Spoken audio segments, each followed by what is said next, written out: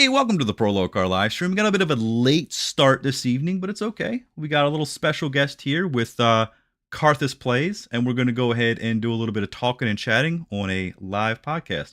So let me go ahead and bring down the Prolotron 5000. It's cranking the wheel. The winch is going. And I really hope that I hope I paid for that channel, because it's a very exclusive channel. Hey, there he is. What's going on, Karthus? Cool. Only the best for you, my friend. How you doing today? Only the best, huh? I'm good. How are you doing? I'm doing well. I can't complain because, you know, I just can't complain. You just don't. Nobody wants to hear it. Hey, I didn't know I had those wow, enabled. That was so quick. Thank you so much, Deus, for the resub. How are you doing tonight? I hope you and Bonus are well. But we're gonna do a little podcasting thing. I hope you're well. What's going on, Brady? Brady, I see you in there. He's in there. Yeah. So yeah. Hey, we've been kind of talking for a bit about some things. We've been wanting to do a podcast on here for a little bit, just like a live podcast, little shooting the shit kind of thing. And I don't know. We got a couple things we've been wanting to discuss. We've been playing some games. We've been streaming, and we're just kind of into a couple different things and kind of going all over the place with what we like, what we want to see. Rock, Karthus, Crowley, can I call you any of those names? Would you like to take the reins and talk about things? My first thought was, what, as the old school, like, dumb Dragon Ball Z 17-year-old boy fan in me, what would our names be if we fusion had?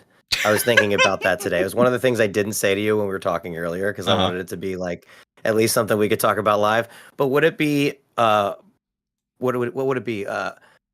Karthakar or Prothus? Why would you put that? Which one sounds better? I don't know. I just don't know what. See, Boneless actually, I think, beat me to Karthakar. I think that's what I was trying. I think that's what I was trying to put out into the world. But no, I think I just wanted to get on and talk to, quite frankly, one of my oldest friends about like some of the stuff that we grew up on. I think that it's a really interesting perspective for us just to look at what games mean to us. You know what I mean? Especially, we're both in our age range enough to have had Nintendo systems when we were little. Oh, absolutely. Like, actually grow up with the greatest duo double game of all time, which is Super Mario Brothers and Duck Hunt. I'm sorry. It's just that there's been no better double feature since. But in thinking about, like, talking about transition material, like, what is a gaming experience and what it means to me, like, that's where Hollow Knight kind of reminded me what it's supposed to feel like to fall in love with a story, a game, an experience. Just, I have had one of the most, like, just beautiful experiences with that video game, and I wish just everybody could have that kind of time with some kind of a game. And for once, it's not Final Fantasy VII for me. It's something else, which is nice. I know I can beat that horse a little. So well, we can beat that horse all we want. One thing I'm going to do is I'm going to send you a knock to start sharing our chats. A couple of chats. I was just about to ask if we were doing that, because I don't know. Something went wrong already. It might be just because it doesn't like us. No, it might be just because I'm messing with this. Okay, share chat is enabled. I guess that's good enough. And what I'll do is close that. Let me just refresh, and maybe it's just working, because I thought I hit yes, but it told me no. Accept. So, like, I wonder if it's a settings thing, like if it's something on my end that maybe I'm just missing, or if it's just something that's clashing. Because I had somebody a friend of mine try to put a link in my chat, and I had them turned off. So I don't know. There's a ton of settings in here that I probably don't really know. Yeah, look, we're all still new to these things. Back. Yeah, it freezes when I go into other things, but we'll be okay with that. We'll be. I am gonna split, so I have both of our chats at least. So yeah, it's all good. I'm only just kind of streaming for the sake of the fact that I can't believe I got mine to look different than yours. But Well, there was a little bit of growing pains with trying to get this set up the way that it was. I know that when me and you did this with like the House of Patty. Cards. Yeah, yeah. Well, like I said, OBS and streaming is always held together by duct tape and a prayer, and that's usually what happens. And it's working right now. It doesn't guarantee it will be working in the next 5 minutes, but for right now, It almost looks like glorious. our microphones are trying to fuse too. Look at this. Anyway, that was an accident, complete accident. Hey, man, it's the wonders of green screen and chroma key. But I will say though, like, I mean, honestly, it doesn't really matter if, how it looks necessarily on these. This is just for extra credit. What's really important is that the audio comes in and that we can be heard and that everything kind of sounds good. I did do a couple sound tests, and I know that there are some people in the chat that might be able to verify, but yes, we sound okay. It's on a Discord I would call, hope so. I think that It's a it'll Discord work. call, yeah. I think it'll work just fine. Just fine. But yeah, man, I know that you've been playing. I know that I finally got you. Was it me that got you into Hollow Knight, or was it just, all of us in the group that were just kind of I think you suggested it. Yeah. I think it was your suggestion. But like sometimes you go through your Steam list. Oh, hello. What's up? You're getting rated. Welcome in. But I think it's a matter of like, I was trying to get into some new games. I was looking for something to kind of launch getting into streaming again. I think it was the end of January. I think my first stream was like 123, and it was Outer Wilds. But I kind of ran into a brick wall with that game that frustrated me, and I was like, you know what? I need a fresh experience. Hollow Knight was just on the list for long enough, and I think you said something about it, so I jumped in absolutely cold. And if I'm not mistaken, I think you were being I think it was on your stream actually, and you were like, dude, I told you about Undertale, remember? Huh? Yeah. Play Hollow Knight. Oh yeah. And I was like, all right, GG, you got me there. Yeah. And honestly, it's such an interesting way to do storytelling. Yeah. Is really my biggest takeaway from this. What's going on, Fusion? It's such an interesting way to do it, because if I had to take like 3 things from that game, which is again a $10 or $15 game on Steam, depending on when you get it, the storytelling, the difficulty, and how I think it's one of the most perfectly scaling games I've ever played. Oh, agreed. Just in terms of snappy controls is one thing, but the way it scales is quite frankly brilliant. Oh yeah. It's never too difficult in one spot though, right? I don't think so, because when you really look at the map, as I've unfortunately tried to study, because I'm like, I eventually just want to speed run the game for fun, but I'm not good enough to do that. I don't think another 3 hours. So we're going to get there one day. But when you look at the map, what is it? The Hive is the only location in the game that isn't accessible by at least 2 other places. Yeah. Yeah. The Hive's also tucked away in it's a little tough to get to. Yeah. I didn't even know it was there until I actually okay, I don't know where else to go in this game. Let me look at a map. Like toward the very end of my playthrough, like I was cleaning up, and that's when I found the Hive. I was there's a fucking another area? And that's one of the things that I love about games like that have really good level design, where a good game will allow you to explore 75 to 80% of the game without a guide. Then the rest of it, you may have to get a guide.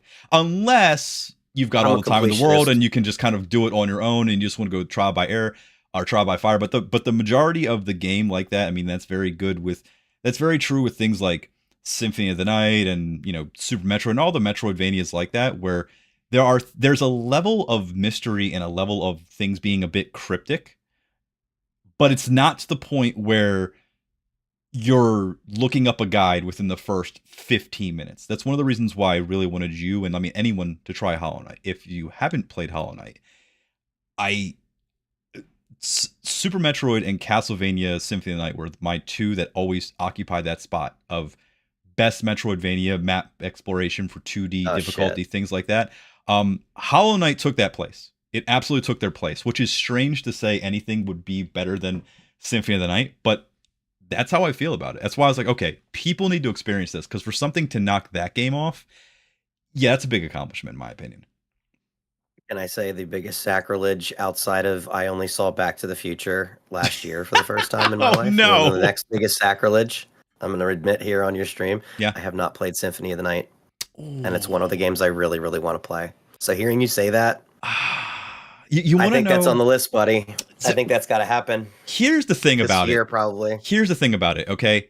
The only thing that is going to suck for you is that you've now played Hollow Knight. Mine. Yeah. Well, that's the thing though. I don't like Super Metroid as much as Symphony of the Night. I don't. I think Super Metroid's great. I love the art. I love the I love the opening. Like the thing about Super Metroid for me is that Super Metroid is one of those games that has it's a near perfect intro to any game that sets the tone for what you're going to be doing for the next whatever many hours you put into the game.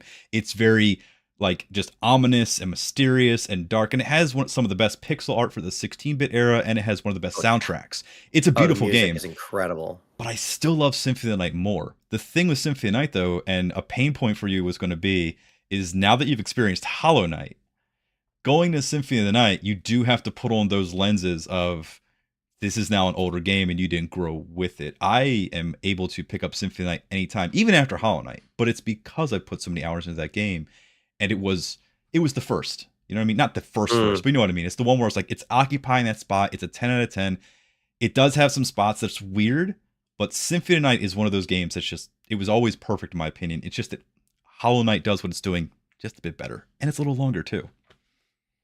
I don't know. Like I grew up on some of the older games, and like it's a lot of fun to just like dial up a Nintendo and like play old school Punch Out once in a while. You know what I mean? Like I don't mind going backwards because like, you know, I think Symphony of the Night would be just as fine for me because quite frankly, I don't know how many of you guys watched Netflix's Castlevania, the first 4 seasons for that first show. But that's basically based on Castlevania 3 and Symphony of the Night characters, and it's its own like story interpretation. So for that reason alone, I want to play Symphony of the Night. But like, I don't know, like I wouldn't judge my love of Final Fantasy VII as preventing me from enjoying a Final Fantasy 4, 5, or 6. So I don't know. I don't think that'd be an issue for me. I do love the fact that Hollow Knight seems to be the most refined, perfect version of it. In the sense that, like, I don't know about you, but until I got to Nightmare King Grim, thank you, by the way, for that moment on my stream, setting me up for that. I did actually beat him on my last stream that I played the game. No, it's a beautiful fight. But until that fight happened, I don't think I died more than 3 to 5 times on any boss fight in the entire game. Because you get rewarded for repetitive old school Nintendo, Super Nintendo kind of pattern recognition. Yeah. Mentioning Punch Out kind of for that reason. Not that Punch Out is Hollow Knight. That's an interesting comparison, but it is a pattern game when you get into the boss fights. Oh, absolutely. And a lot of them become a beautiful dance that you can play a lot of different ways. And like, it took 40, 50 hours for me to make a spell build. A spell build? Oh, okay. Yeah. You know what I mean? Like Hollow Knight is one of those games that just kind of rewards experimentation. But it is still on Netflix. Yeah, it's incredible. Yeah. But no, I just always appreciate the fact that every little bit of the game, it's laid out in such a way where you have to tackle challenges. And if you're going to skip that room, like the speedrunner skips, you know what you're doing. Yeah. You have to know what you can't fall into a skip. So it's a beautifully designed game. Yeah. I would say rewards perseverance and exploration. It's a game that you can fall into the wonder of your childhood in reading a great book or just experiencing a great world. Like I'm obsessed with Hollow Nest. I think it's incredible. Yeah. Well, and also I hope Silk Song actually happens. I do. Well, Silk Song I'm not saying it any more than that. Silk Song is now in the GTA 6 category of, is this ever going to come out? The answer, maybe. I don't know, to be determined. I got to skip the 7 years of that wait or so I guess I really. So you can kind of jump in and just kind of mainline it when it comes out. Hey, you know what? Maybe you're the chosen one. Maybe you played all of Hollow Knight to your heart's content, and then they dropped. It didn't go well. No, they look. There's no younglings around here. I'm just saying that when it comes to Silk Song, though, maybe you'll be the chosen one. Maybe it'll be a nice Christmas present. It'll be a nice or Halloween. Who knows? Because that's the thing. Like we talk about adaptability. When I was first watching you play, I remember specifically saying, "Man, you got to learn how to pogo. You've got to learn how to pogo." and it's like cut to like 2 or 3 weeks later, and I'm watching you in like Trial of Fools or just traversing the landscape, and you're like jump, dash, pogo, pogo, pogo. Yeah, I remember that. He got it down. Once you get that mechanic down, it's beautiful, and that's actually one of the things that that actually, like, we talk about like old Nintendo games and things like that. I know that I'm in the minority camp here when I say this. I actually very much enjoyed A Link to the Past. I know a lot of people don't like that Zelda game. I very much enjoyed it because I loved the 2D combat. I loved the Downward striking, it's where I learned how to do that in fighting games, jumping and cross ups and You're talking doing about Zelda that. 2 NES, right? Yeah, on the NES. And Okay. Link had the downward thrust, and I was like, Never that's so beat that cool that you fucking can game. bounce off their heads with a downward thrust. So seeing that in Hollow Knight, dude, I was doing that in almost every single opportunity I could. Like, dink, dink, dink, dink, dink, dink. I was Maybe I'll try that on stream one day soon, just to go back and play that game. So not a long game. Those Nintendo games really aren't super long to get through all of that, but fucking Death Mountain and Link to the Past is a goddamn brutality. I would suggest this. A lot of older Nintendo games. I know that, obviously, look, everyone's going to do these things where they say, hey, I grew up with the game and you got to play it vanilla and blah, blah. Look, 30 years ago, we didn't have the advent of like auto saves and whatever. And I would really recommend that if anyone plays that game, you may want to at least put on an infinite lives or continue thing, just because dying in some games from back in the day don't really have any, like they reset you at the beginning of the stage. So like, you want to know the bad one that I've considered playing around with, because it's like one of the most brutal things, and actually it's nicer on the Steam version that came out off the Switch. Super Ghouls and Ghosts. Oh yeah, Goblins. Oh my god, dude! I took me like an hour and a half to get through level 2, and there's only one version. That was one version. There's 2 levels of level 2 in this version, so it's like combining the first 2 games. Dude. So yeah, no, that's a motherfucker. That like those kinds of games. Bee's suggesting just play Dark Souls 2, and the answer to that is no more. No more. I had to jump off of it. No more. No more. No more. You want to know what's funny? Stole his joy. Well, that's the thing, man. Like there are just some. So I played Super Ghouls and Ghosts during the Halloween time on my stream, and I forgot. Okay. I forgot like how much that game. It's brutal. Yeah, it wasn't all. It's not forgiving. Yeah, there's no forgiveness at all. It's fun. Don't get me wrong. It's fun. The Super Nintendo version is fun. And after a while, I started getting that feeling of, okay, I've died like 30 times in this one area, but I can now kind of get through it. It is fun, and I was able to do it a lot better when I was a kid. But I don't know. I was just having that feeling of this isn't for me now. You know what I mean? We as kids don't always remember that we didn't beat most of those games that we played, because we rented them from a Blockbuster and maybe didn't get through them because we couldn't, our parents only gave us certain times to play on the weekend, or like there was a lot of that for a lot of people. And like for me, going back to that game, I did not realize till recently that those Super Ghouls and Ghost games, a lot of times you beat the game, you get to the end, and then you get told, oh no, you have to beat the game a second time and come back with a key. Yes, that's your reward. Fight the real final boss. And it's just, that's brutal. Yeah, that's brutal. You have a second serving of pain, essentially. Like, hey, you did really, Zelda really original, well, but not that. Exactly. You cleaned your room so well. Guess what? You can clean it again. Like that's basically, I don't know. It's a lesson for life, because if you do really well at your job, they reward you with what? More work. So it's just preparing you for the job market. I think Super Ghouls and Ghosts is a very fundamentally charged game for our youth. Brady, did you say that before or after I said that? Because damn. Wait, shoot some games, just restart the game completely after you die. Yeah, actually, that's true. Pretty much it. Well, what's also funny is that some of those games back in the day, they were games that were designed. I mean, it was during that era of like, still arcade is going on, and arcade games were designed to keep you putting quarters in. So to adapt that to a console, how'd they have to do it?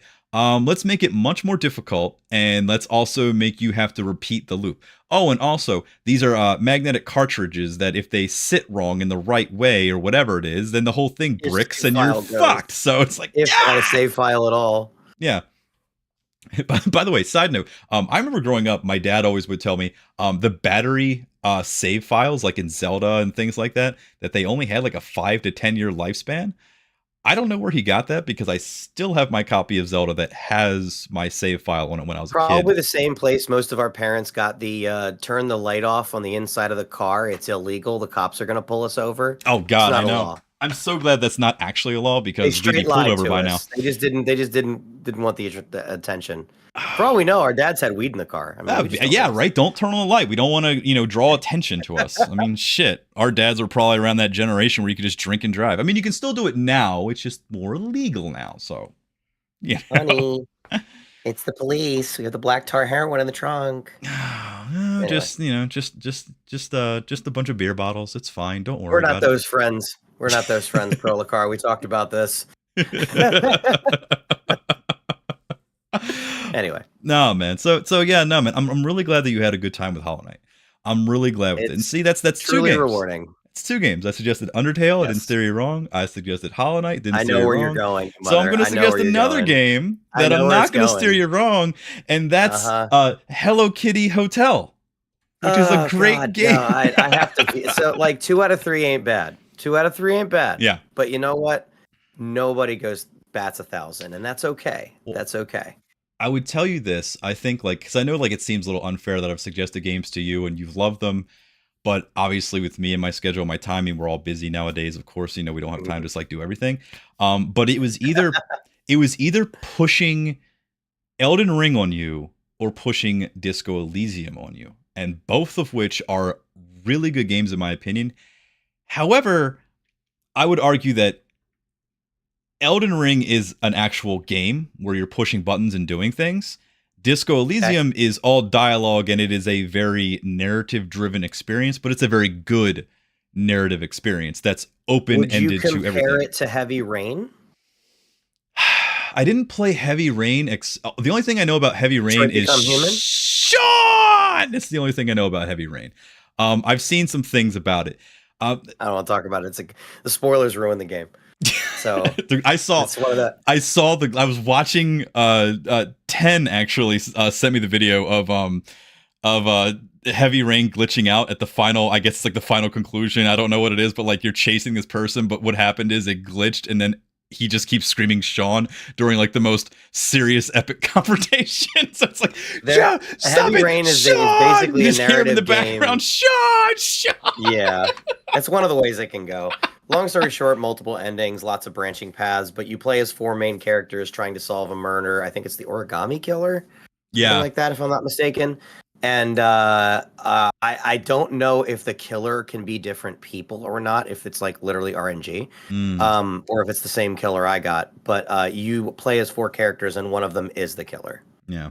So you get the chance to kind of deduce the story as you play it out, and then you get the reveal at the end.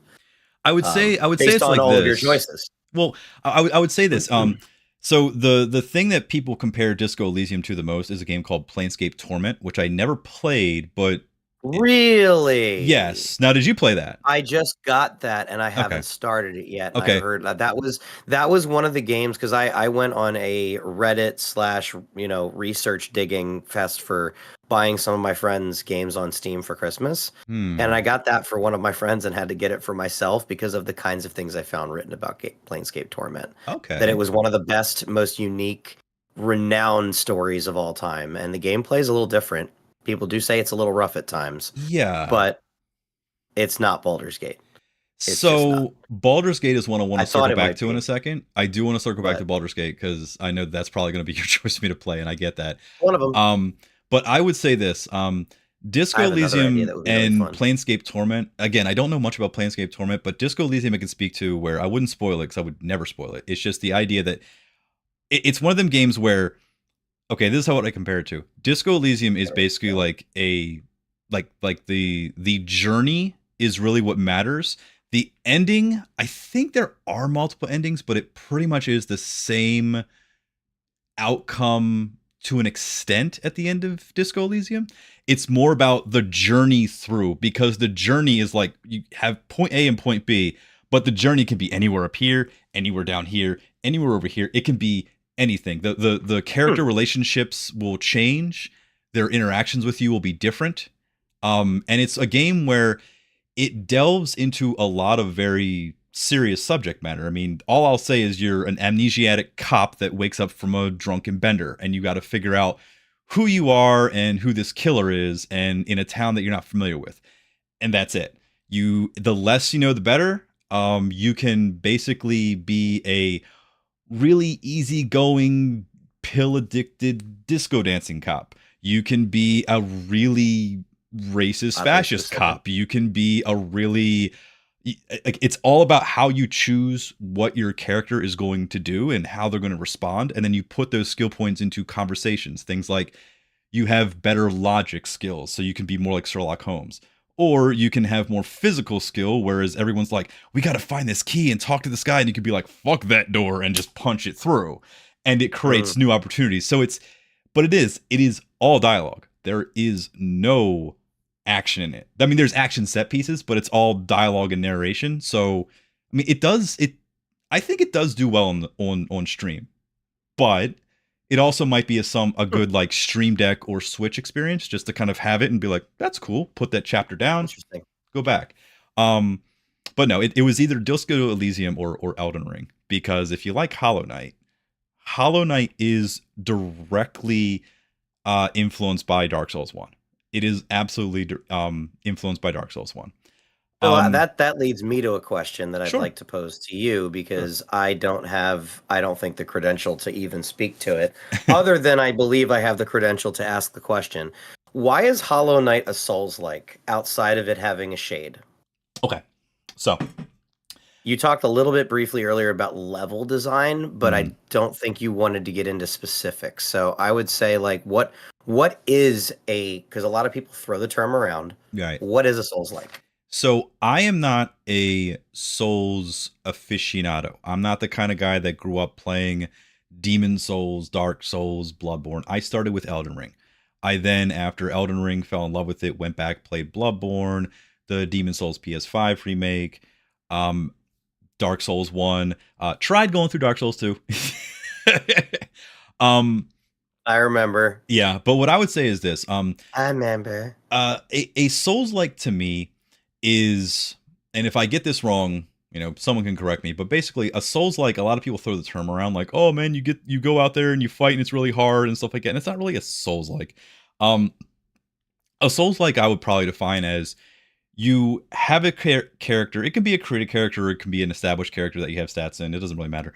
But you need to go out and fight, level, and there are consequences. When you die, you have to come back and retrieve, and you have to explore the world on your own. It's kind of a vague description, because again, I can't really say that it's 100% a Souls-like just because you have to go back and do the things I mentioned, like retrieving your souls and things like that. It's more just the customization, not necessarily the level of difficulty, but the fun combat. I know a lot of people will throw the term around Souls-like, but it's just, I don't know. For me, it just has a certain feeling to it that's more of a Souls-like. Lies of P is a good example where it's not a Souls game, but it's very much a Souls-like. The reason why I've been comparing Hollow Knight to Dark Souls is, as I looked at what's going on, the name itself, Hollow Knight, is a direct reference to Dark Souls. In Dark Souls, when you're undead, you're known as going hollow, and you're always depicted as pretty much a knight. Hollow Knight. That's kind of where it gets that from. The idea of dying and having to go back and retrieve your shade or your souls, your money, whatever it is very much Dark Souls. The level design of being a Metroidvania and Dark Souls 1 being pretty much a 3D Metroidvania is another one. It's a crazy concept, and that's a big sell. So there's a moment when I was playing. I've tried that game and it hurt my feelings. Dark Souls 1? Oh, yeah. So here's the thing. Here's the thing. I played Dark Souls 1 and I really wanted to give it a fair shake. I was never into masochism. I'm so sorry. Well, it's not even the fact that it's masochism. It's just the idea that. So, okay, the biggest thing in any Souls game is not getting to that next. That demon killed me in the first fight. That's what I remember. I fell and I died. That's what's supposed to happen. So every one of the FromSoft games is like that. In Elden Ring, in Bloodborne, like so you're telling me that was the false knight, and I needed to get good. I hear it. It's a beginner's trap, right? It's a beginner's trap. You go in. I mean, you can defeat them, sure, but usually they're just there to kill you, so that you go to the first hub world where you can kind of get the idea. Hey, you died. You're always going to die. Get good. That's just kind of how that comes from. But the biggest thing in all the Souls games, and especially in Dark Souls 1, with the way that it's level designed, is you'll fight your way through a level, and you'll fight and you'll fight and you'll fight, and then you go, okay, what's this door? And you open this door and you're back at the beginning of the game, and you're like, what the fuck? And you go, wait a minute, this is a back door. That's a shortcut. Oh, it's a shortcut. And then it clicks that's one of the best feelings, that now you can go back to where you were, and it's like a save so much point. of that in Hollow Knight. And Hollow Knight has that in spades. That's why it's such a good comparison that Hollow You Knight and remember Dark one of Souls my 1. best memories in Hollow Knight you just reminded me of when it Sure. comes to finding your way through a path all over and then coming out to being like, son of a bitch, Mm-hmm. is the elevator at the City of Tears, the one where you can climb up to get to Kingdom's Edge or go through the secret path into where the hot spring is, where you find Millabelle after she steals all your money. I know. I actually remember that one. Yeah, the shit out of her, and she screams the whole time as just 7,000 gold comes out. I mean, dude, it's been 6-7 years now, but yeah, no, I still remember that though. Yeah, man, Hollow Knight has a lot of good moments like that where you kind of come back and circle back around. And Nosk is one of my favorite. Nosk is another good one that actually scared me because as you're walking around, the way they do that. Nosk is the spider, correct? The one that Nosk is when you're just running around the bottom of and. Yes. Yeah, but you see yourself, and he kind of leads you all the way through, and then it converts. It's so good. And that's the thing, though. It's like the game world, the game world informed itself, right? It's like, here's a little breadcrumb. Now you're going to follow it. You have a natural inclination to follow this little thing. Shiny object. Oh, it's a key in Resident Evil. I'm looking for a red statue. Okay. It guides you in that way. And I like games that don't really necessarily hold your hand. It gives you enough of a clue to move yourself along. And that right there is one of the good examples of, I need to go find that thing because what the hell was that? Same thing with when you bump into, what the hell's her name? The one that they're going to make Silksong out of. I can't remember her name. Hornet, yes. When you bump into her, it's like, oh, I have to follow you because I need to lead this way. So I would say those are the more obvious ones, and I agree. But like one of those, you just reminded me as you were talking about good game design, good level design. When you get the desolate dive, the ground pound for the first time, yes, you immediately start walking over ground that shakes, and it's like, oh shit, there's that area that's like right to the right of the beginning of the game. Where does that lead me? And it's a whole fucking area. Yeah, like I love discovering shit like that. I'm sure I did things that were way too late. Classic Metroidvania stuff where, you're just like, oh, hey, I need a double jump here. Hey, I need, this like extra missile here to get in. I didn't realize that I did things the hard way. I got Manumon, the teacher, done by going through doing the Umu fight with all the acid pits. You have to jet around. I did all of that without the tier. Oh, you're serious? So I literally did it the hardest way possible. And I thought that's how I was like, am I in the right place? No, I basically did like skips and didn't realize I was doing it. Yeah. So that's fun. And see, that's the thing. There's a couple ways you can do everything. So are you're not like fully done with Hollow Knight, right? Like you're still going to be. There's 5 achievements that I do not have. I just needed a break. I have to beat Steel Soul. So I have to have the one death beat the game mode, which I think I can do. Beating Pantheon 5, which is every single boss in the game, 46 of them all the way. I have gotten to 45. That's as far as I can get. But beating your head out on that for a week or two forced me to start playing other things. I have not attempted Grey Prince Zote. Because if I beat him, he goes into that Pantheon, and it's just another fight I don't want to fucking deal with. So I'm trying to beat Pantheon 5 and cheese it in that way, and then go back and fight Zote.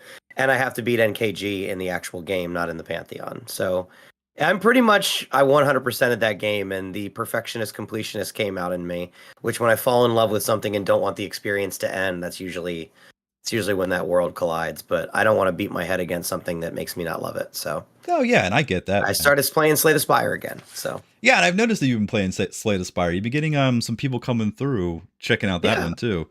So I didn't realize the game was still as live and active as it is. The sequel's supposed to come out this year. It's pretty much the best indie roguelike card game that there is.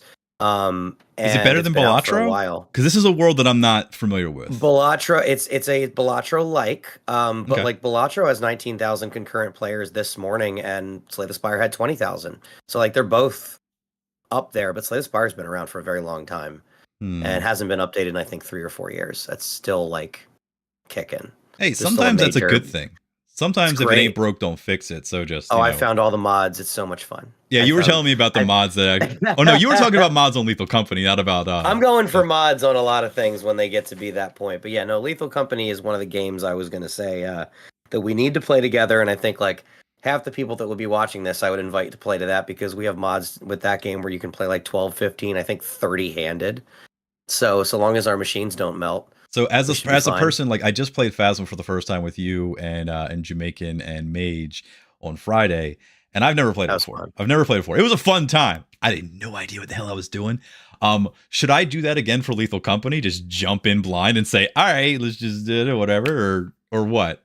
Will you hold my hand? Will you make it an easy experience for my first Yes. time? Well, so when you start, you only have a quota of like 130, and like the average thing you pick up is 10, 20, 30, 40. Like, it doesn't require much for you to get a couple of like to get the first quota through. Okay. So you start on an easy moon, which, you know, there's a lot more variety in Lethal Company, from terrain to natural hazards to outdoor threats, indoor threats, to all of this has nothing to do with mods that we can make that make things even more interesting. I almost think that you and I should play the vanilla experience first. Okay. Just so you can get a feel for it. And then I will put together a very minor mod pack of basic quality of life things that don't change the game, but I think you'll appreciate after playing vanilla. Okay. But I had a different idea for a game that I don't want to watch you play so much as I think I would love playing with you. And I think it would be a very funny gaming experience. I don't know if you've played or beaten this game, but we should play Cuphead together. I've actually never played Cuphead. I played it a little bit. It's hard, but it's the right kind of game for us as a couple of old platformers to have a fucking great time with it. I'm not uninterested in Cuphead. I would play Cuphead. It's one of them games I think where you don't even need to buy it. I think I can just Steam share it with you and you can join mine. Oh, really? Yeah, because they do the remote play on Steam now, and it's so easy. Okay. Any game that would be a local game, you can remote play on Steam, and only one of you needs to own it. That's actually not a bad idea. Oh, yeah, it's a new thing, or a thing that I just discovered. We might have to set that up, because I would like to. I've been wanting to play Cuphead, and I know they had DLC for it and things like that. Dude, my nephews have it and play it. I was like, okay, cool, but it wasn't something that was on my radar. Well, not on my radar, but you know what I mean. Like, it wasn't. It's the same thing when I talk about Mass Effect, where it's like, I wanted to play it, just played other games, missed the boat, and now I'm like, I would argue it's like Hollow Knight. It would be like Hollow Knight multiplayer, but like dumbing it down to almost Super Mario level, but difficult as fuck. Did you say dumbing down Mario like it's a bad thing? I do enjoy myself I mean some that Mario. in the good way. Yeah. Just the 2D, let's go get it kind of experience. It's that's fun. good, man. I love those like old school, 2D thing. I mean, dude, it's one of the reasons why I play like you've played Shredder's Revenge, right? No, not yet. You have not. Oh my gosh, you haven't played. To. It is. Want to play that? We can do that. Oh, dude, we can. I'll play. Dude, we can get me and you and Ten and Patty. We can get a bunch of people in there. That's a good time, man. It is probably one of the best 6-player beat 'em ups that I've ever played. And for beat 'em ups always suffer from that. Okay, I've been just pressing buttons for 45 minutes and it's over. I've heard the same grunt or the same yell 75 times, and I just want to kick somebody in the face a little different. With Turtles, though, it doesn't overstay its welcome, and they do have like a horde survival mode kind of feature. So it's basically like, okay, 6 players are in one map. It doesn't, do that scrolling. It's just you're just there, and enemies just firefight. They just keep spawning enemies, and then once you're done, you like collect a crystal of a certain type. And you can get like a little bit more of this or that to make the next portal level open up, and it gets progressively harder and harder. I love that, and I would love to do that. It really made the game. Do you know that was one of my first Xbox 360 true like wonderful experiences was when Gears of War Horde mode. Oh, I missed Gears of War Horde mode. Or Halo 3 ODST firefights. I didn't play any Gears of War. I didn't know nothing about the story. I just played Gears of War 3. I love that shit. I think it was 3 that had just had Horde mode, like infinite run of Horde mode. I just kept playing that constantly. Did not stop doing that. And yeah, that's the thing. Like Turtles Shredder's Revenge is a perfect little package that you can play online. I have it on Steam, on Switch, and on PS4, so I have it on every platform you can play it. And if I have it on Steam, that means I also have it on Xbox, I think, because it's all whatever it is. Some of them are connected, yeah. Oh yeah, I have multiple versions of several games. But no, Slay the Spire is kind of a niche one that I love, and I have a hard time explaining it, but I don't think it's one I want to beat over your head and make you play. I want you to play a game I think you might actually enjoy, which is why I think if you had no interest in racing games, I would not be like, bro, you've got to play Gran Turismo 7 and it's great, and go out and buy all this shit. No, I know that there are some things that people aren't going to like. But I know that I want to buy shocks and springs. I've actually for played my with actual one of those. car. I need them, not the one in the game. Dude, I've actually played with one of those rigs, believe it or not. I had a customer a couple years ago. He played Gran Turismo, what was it, 7 or whatever it is? I don't know what the fuck one that was out for a little while ago. He had that full rig where you sit in it with the driving wheel that simulates oversteer, understeer, the whole thing. Invested thousands of dollars. It's like, this is awesome, but like it ain't my thing. But it's just a lot. Yeah. Yeah. Yeah. I mean, I'd rather just go to Dave and Buster's once a month and get drunk. Hey man, I would love I would love that rig if I was playing GTA. That would be pretty fun. Just kind of like, all right, I stole the car. This is until the moment cool. You're like, all right, I'm gonna jump out and shoot this motherfucker, and then you rip the controller out, and you're like, oh shit, that's not gonna work. Or virtual Maybe reality. I have anger issues. Virtual reality becomes reality very fast when you do that. Yeah. Oh man. Yeah, no, yeah, man. It's like there's a lot of like games on Steam that I've been going through on my wish list, just kind of like, earmarking these, like, let me follow this, let me add this to the wish list, things that aren't coming out yet, things that I meant to buy that aren't on sale yet. Baldur's Gate 3 is one that I definitely want to play.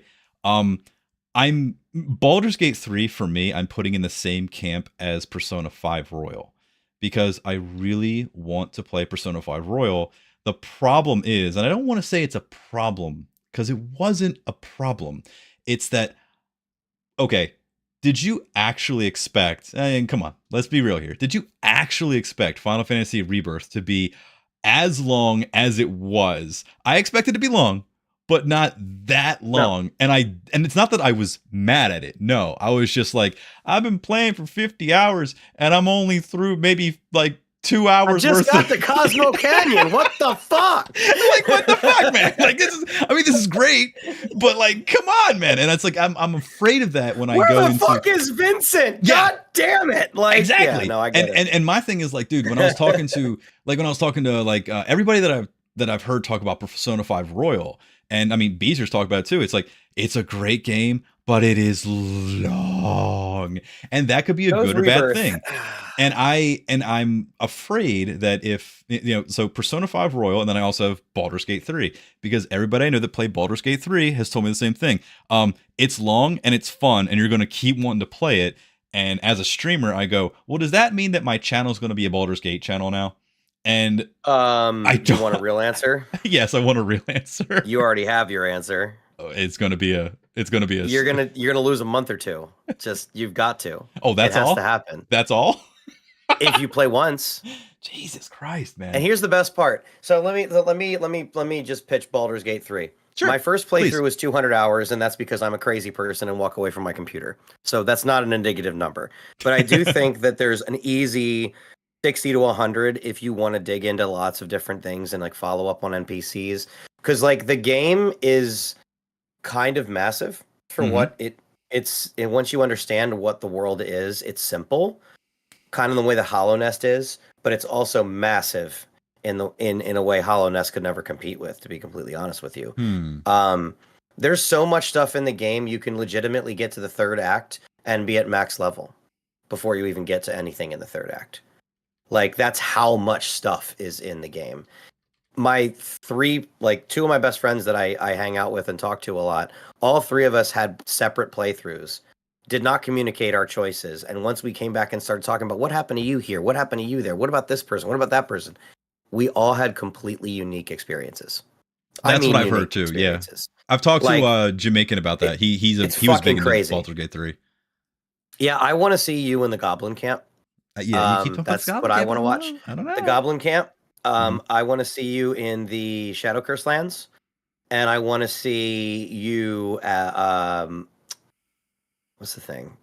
At the end of the game, honestly, is kind of crazy. There's a lot of great moments. I don't want to talk about that. Well, okay. Let me ask you this. Okay. I just don't know if it's your style of game, because I don't think I've seen you play a game like that. No. Actually, it is a style of my game. Believe it or not, it is. Is it?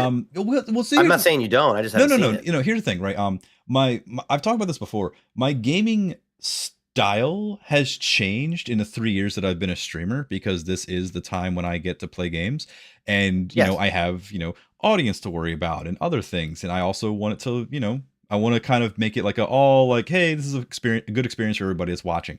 And when it comes to something like Baldur's Gate 3, I don't think that there isn't like a baked in audience. There absolutely is a baked in audience to watch a first timer play it, of course.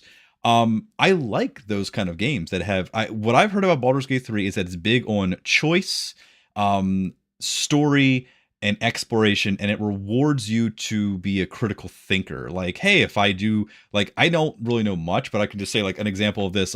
Instead of, I don't know, saving this village with, like talking to them, I can start killing or light this on fire. And the game developers thought about those things that you might Yup. do and have a counter to Yup. it. And it's fun to Yup. see those counters, to the point where I've actually even seen people argue that it's not about the combat being difficult.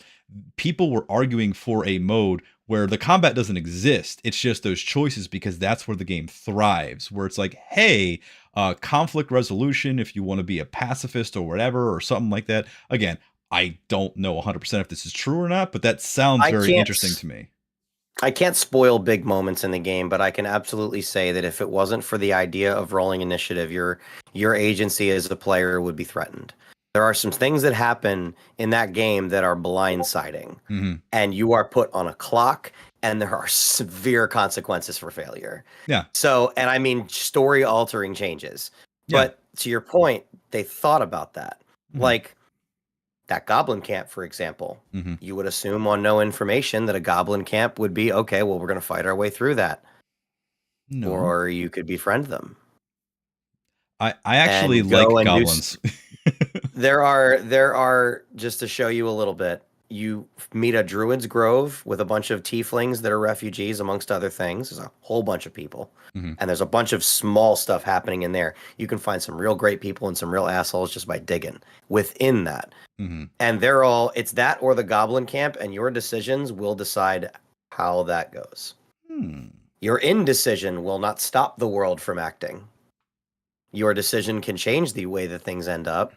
And honestly, that is as pure a Dungeons and Dragons experience as you can really get in a video game. And that's kind of what, that is what it is. Yeah. It truly is. And there's always a few alternatives you're not ready for. Like, let me sell you one more piece on this game. No, go ahead. The class you pick will alter the way dialogue happens. Okay.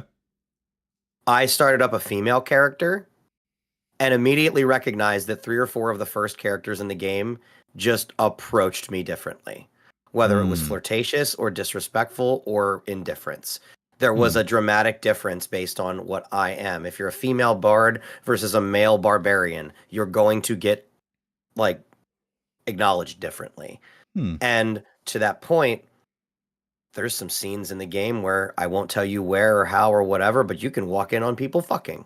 I've heard about this. I also heard that if you're a bard, yes, you can. And if you're a bard or a charisma class, you can tend to get another option that kind of gets you to slide yourself out of there and be like, do your thing. I'm gonna tell you this now. I don't want to spoil, but I'm gonna tell you this now. Game's been out for one of my favorite. So when it comes to playing a video game, pushing buttons and all that kind of stuff on a controller, obviously I do love a more action-oriented class, whether it be like a barbarian warrior or a monk or a ninja or something like that. But when it comes to actual role playing, like tabletop, it's been years since I've did tabletop, but when it comes to like actual tabletop or like just playing a character, I am so far from that. I am always a high charisma class or an intelligent person who's just kind of like, not me dumb, my character smart, where I'm just kind of like trying to go around what's going on with charisma. Like, I've talked before about how a lot of people don't like lawful good paladins because it's all like, my Jesus and stuff. And it's like, but that actually is a viable way to roleplay in classic things, because you can say, hey, that might not be the way that you're going to go through this, but with your good Samaritan nature, you can probably garner more favor with certain things, or just be straight up let into places on official business because you have a right to be there. You represent the church or whatever.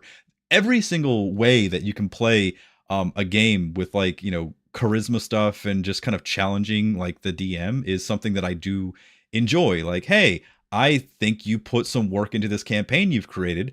I want to not just go, me fight this thing. I want to go, hey, so what's this guy's backstory? I love that. Why is he really here? What's his home life with? What's his relationship with his dad like? Stuff like that. You have no fucking clue. I would love to add you to my table. Jesus oh Christ. man, That is exactly what I like being put on my heels as a DM because it's taught me how to be a better one. Yeah. Well, and that's the thing. That's fun because Because if like you've made a I had campaign, it's like you want people to play with your idea and live in your yes. world, not just, I don't know, cast spell and kill. Like, come on, man. I'll Like, tell you a story. One of the first few sessions with our group that we were playing, we were in a town and they were on their way out. They got their money, they got paid, they saved a little girl, they killed a hag. It was all Kuna Matata. They had won the day. They were going to move on to the next town. And on the way out, my gnome rogue is like, "I want to buy a hat." And I'm like, "Okay, you want to buy a hat? Cool. Is there a hat shop anywhere?" And I'm like, "Yeah, sure. There's a shop over here, and there's an elven lady in it." And I'm like, "You know what? Fuck it. I rolled a d20, and I'm just gonna base this woman's entire personality on a 1 through 20." Well, it was a natural 1, so she was the most stuck-up cunt I could fucking make her in the moment. And I kicked him out of the shop because he was full of dirt. see, And he still to this day, ever wants to go back to that town, has a bone to pick with that lady. So you know what I'm going to do? Because I know he's not watching this stream. I'm going to have her shop have gone under, have been destroyed, and she's now a beggar, and I'm going to test his fucking valor. See, and there you go. 7 fucking levels later. It's fun. It's fun to do things like that. And that's what I keep hearing about Baldur's Gate 3. Shit. I keep hearing that about Baldur's Gate 3 in that regard. And that's kind of the thing. Like, I feel like okay, we say when you say RPG, you think of a video game with like, you know, sword and sorcery and you have levels and things like that. But RPG for me always was, yes, that a bit, sure, but I like the role playing in the game. I like to actually play the role when it comes to it. And this game is going to be a love. I'm scared. This game's going to hit you like Hollow Knight hit me, look, bro. I it's know, be harder. But this is the thing. I'm scared because you know what? From one man to another, don't be afraid of love. Look, I'm not afraid of love. Don't be afraid of love. You have love in your life. I have love in my life. I know. But the thing is that I also have obligations. And I love those obligations. And you know what? Obligations can shift. Look, there's love in your life. I know, but this is the problem. Look, this is the problem, okay? When Grand Theft Auto 6 comes out, it might come out at the end of this year. I still wanted to get through 4 and 5 before I get to 6. And then I also had a Silk Song joke. Do I do that? Darks. GTA 6 will come out. There's no. Stop. The only you made the joke earlier. I know, but you open the can. No, hold on. Now you have to sniff it. It's there. It's a bad can of tomatoes. They can string along the public. They cannot string along investors, and they have told their investors that yes, this game is releasing. When they do that, there's really only one window of opportunity to go. Okay, delay it. Most likely we will either get that game at the end of this year or we will get it at the beginning of like Q2 of 2026 at the latest. It is coming out. I honestly am hoping it gets delayed because that gives me more time to play other things because I mean I have GTA 4, GTA 5, Dark Souls 3 and Sekiro that I'd like to get done before 6 comes out because that's going to be a massive time sink. In addition, I'd like to play Persona and Baldur's Gate 3, and the problem with me, I don't think it's a problem. I like the way I game. But like Jason, Jamaican30, he talks about this with me. He has gamer ADD. He can be in the middle of a game and be really enjoying it, and then all of a sudden something goes on sale and he just forgot about it for years. I can't do that. I have to. I've done it. Yeah.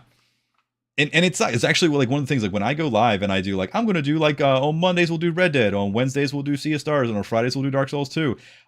I feel so pulled in all 3 directions that not one of them is given its proper due, and I don't like when I do that. Can I agree with you? I have to agree with you, and I have to agree with you because I think you have been a very consistent, a very good streamer from day one until now. Thank you. And until now, only criticism. What did I do wrong? Damn it, wording. Damn it. I gave him the window. He got me. Just pounce. You used to be great, and now you used to be. Suck. You used to be a contender. You used to be a contender. But no, I'd say the only criticism that I remember talking to you about this a couple years ago when 16 came out. I think you did yourself a disservice with Final Fantasy 16 because of exactly what you're saying. I think that some games are meant to be immersed. And 16 is Final Fantasy games, period. And that controversial take. Final Fantasy 16 is one of the least Final Fantasies ever. No, I agree. But we knew that going in. They told us what they were going to do. They knew DMC5's guy was coming in. I'm not going to repeat all that. We know. But still great. It's Game of Thrones Final Fantasy, and it's great. I still think it's a fun story, but it's not as clean as some of the other emotional stories that you get out of the Final Fantasy tales. I know it doesn't hit as good as 6, 7, 9, 15, 10, any of those, especially if you don't watch it all at once. You can't attach to the characters that way. If you only get to see them 2-3 hours a week, do you really have an emotional investment? You know, I'm not saying you have to be a psycho like me and play every single day, but when I fall in love with a game, I do kind of need some kind of a cadence. Maybe it's every other day, maybe it's 3 days a week, maybe it's, whatever, but I have to have some kind of regularity or I just kind of lose the passion. I hear you. And that might be a me thing. I don't know. But that's why with 16, like I felt like when you were like, I'm not feeling this game. And I'm like, no, you've got too much going on. I feel like, because I did, but maybe I was feel playing it in a couple 16 years. through. I was playing 16 through. I wasn't switching it up. I thought you were switching up. No, at one point. 16 I was playing through. I was in it. I was involved. Okay. I was invested. I just didn't like it. Didn't like it. And that's the thing. I say that I just didn't like it, but I have to give it a lot of praise. I liked that it took a more serious tone and had like a Game of Thrones-y thing. I liked the combat system. I thought the combat system was really fun. I liked the Mega Man aspect of I killed this, Cetra or whatever, and I got its powers now, and it's like it's really fun. It is Mega Man. Yeah, you're right. That's a great way of looking at it. Devil May Cry, Capcom, right? It's got that vibe. Yeah. I love that, and I love the Devil May Cry games. It just wasn't clicking for me. It just wasn't, and it's not. And I was going in looking at it like this is not a Final Fantasy game, because let's be honest here, there is no such thing as a Final Fantasy game, because every Final Fantasy game is different. Every single one of them has different things, except for like the first 6 and things like that, and we can split hairs. It's just the idea that like I'm used to it being different. It's no different than saying like Monkey Island is bad because it changes the art style every single time. Every single game they change the art style. It's what they do. I'm used to these things in these games. Fine. 16 was like, I don't know, man. It had all these things that I like, and I just didn't care. And I'll tell you this, me and you had this conversation about this when it came to Ghost of Tsushima.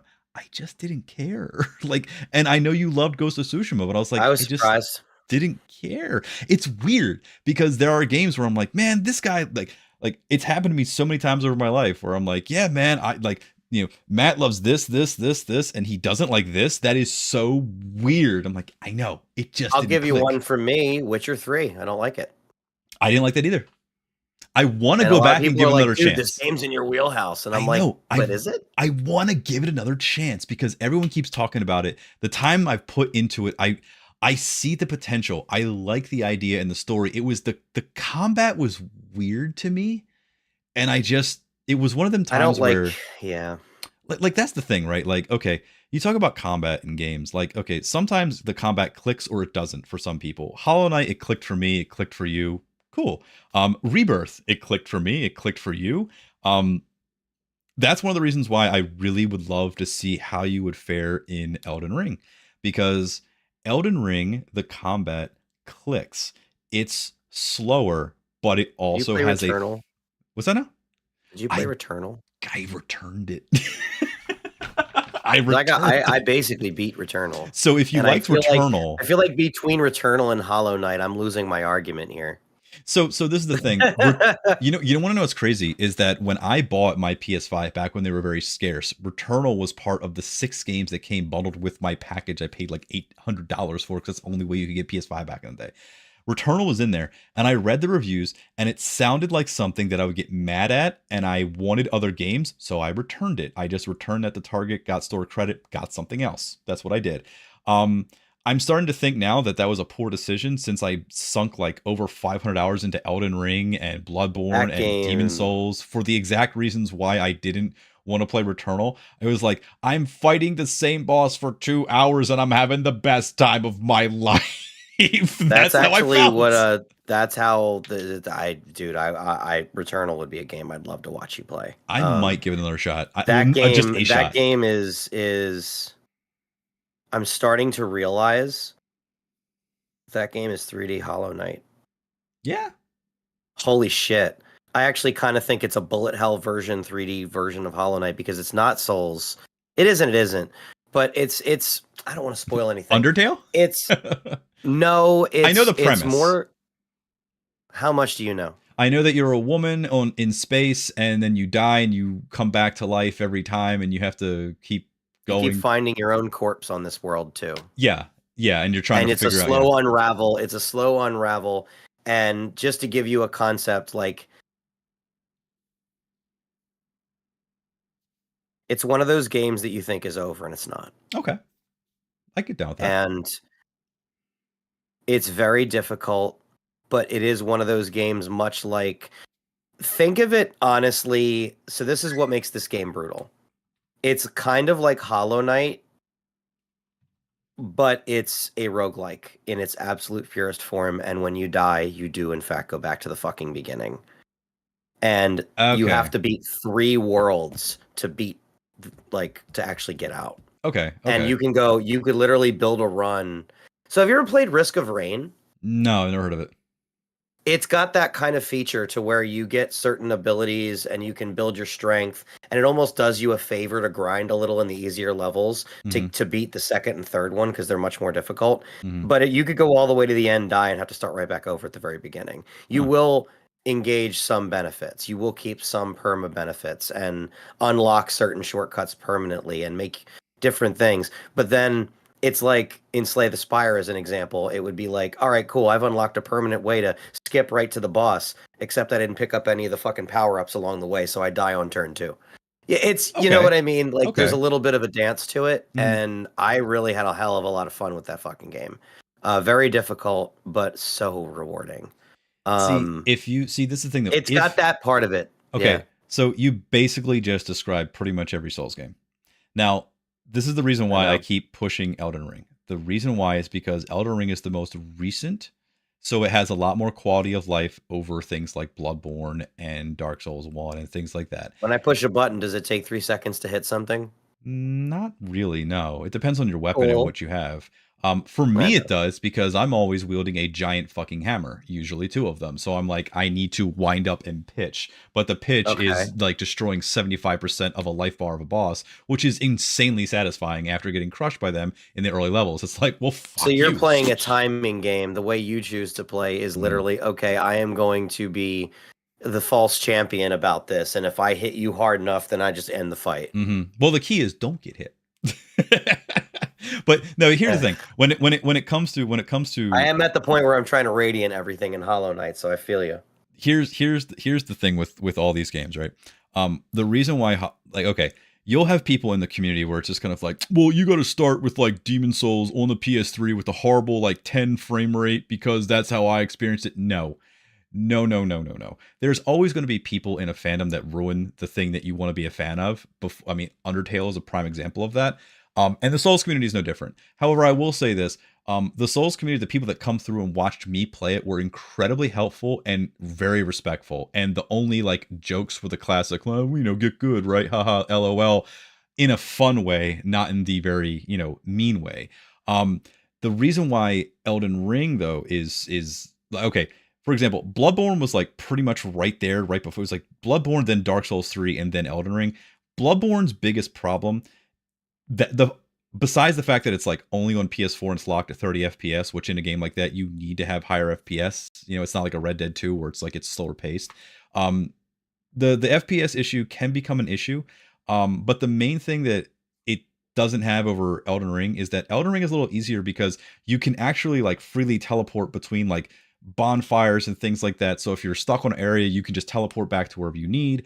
And also your health and your magic will replenish, your flasks will replenish, whereas Bloodborne, your bullets and flasks do not. You have to farm them.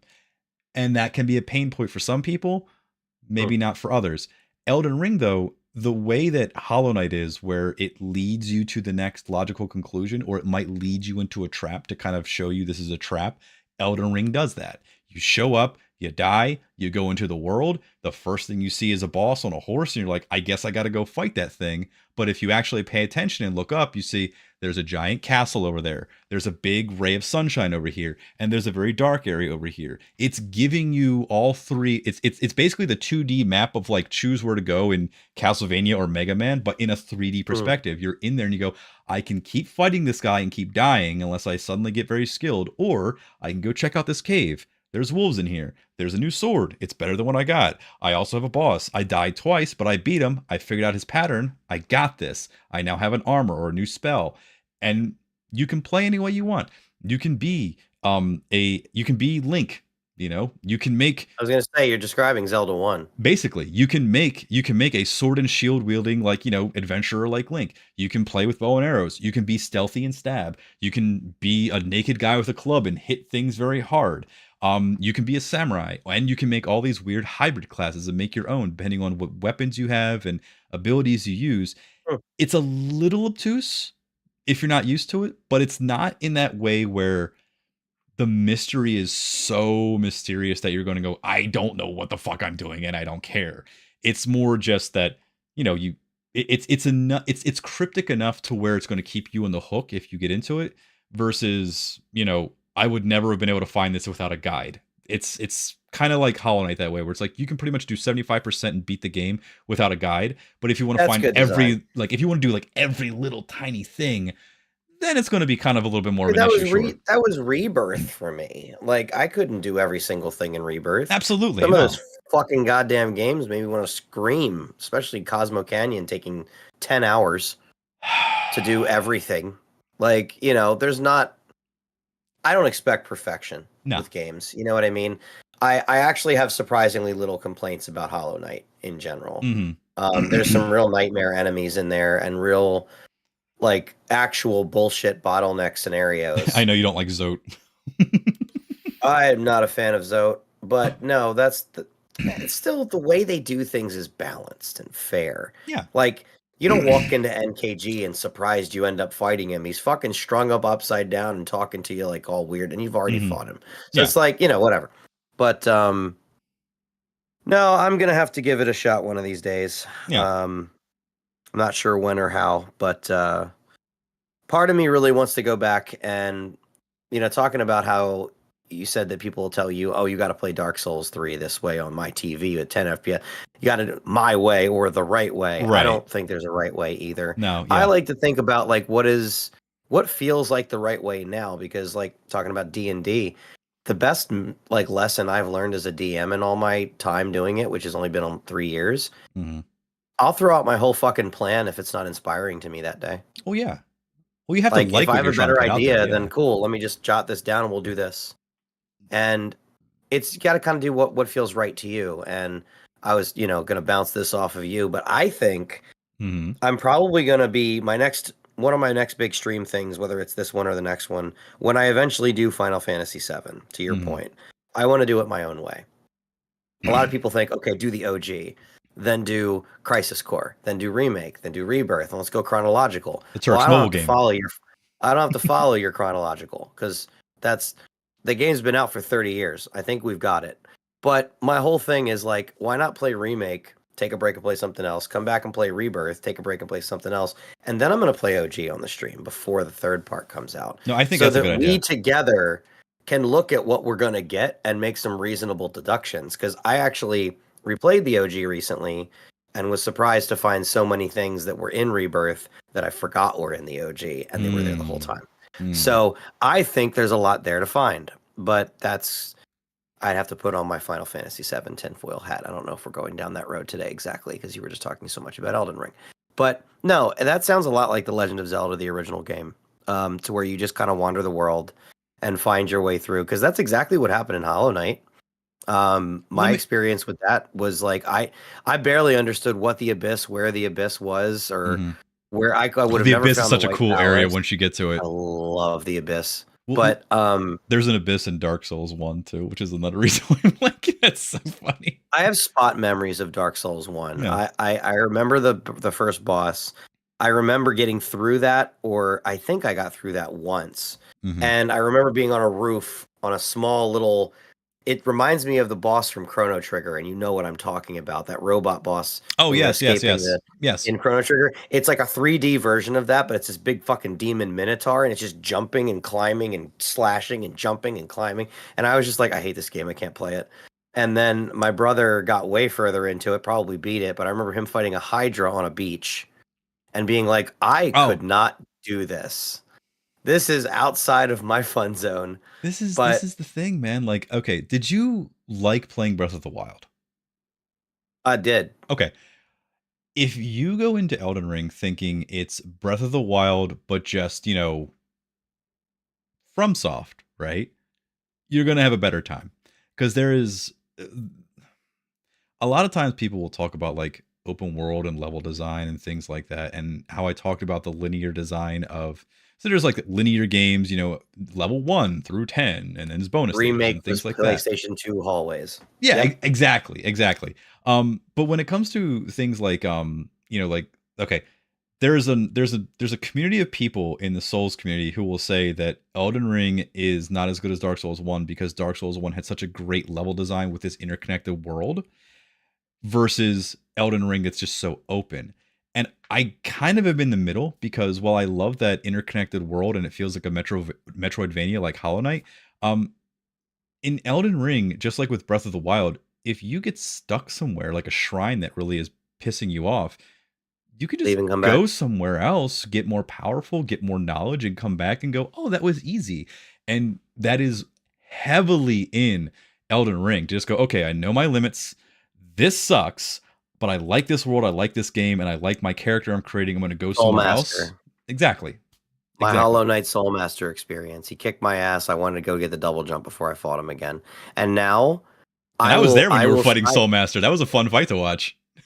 I am really good. I have, out of spite, gotten really good at killing that son of a bitch. Yeah, because the second phase, when he starts appearing and dropping on you, I am literally good enough at the point to shriek dodge. He doesn't even get to his last phase. And that's the thing. Because I hate him so much, I perfected the fight. See? You have a nemesis. You have a natural nemesis. And that happens in these games, dude. Fuck off. There are so many. You want to know what's crazy? Is that it happens so many times when I was playing these games. And they're all on stream, too. So it's like on my stream archive. So I was like, I can go back and watch it when I experienced it the first time.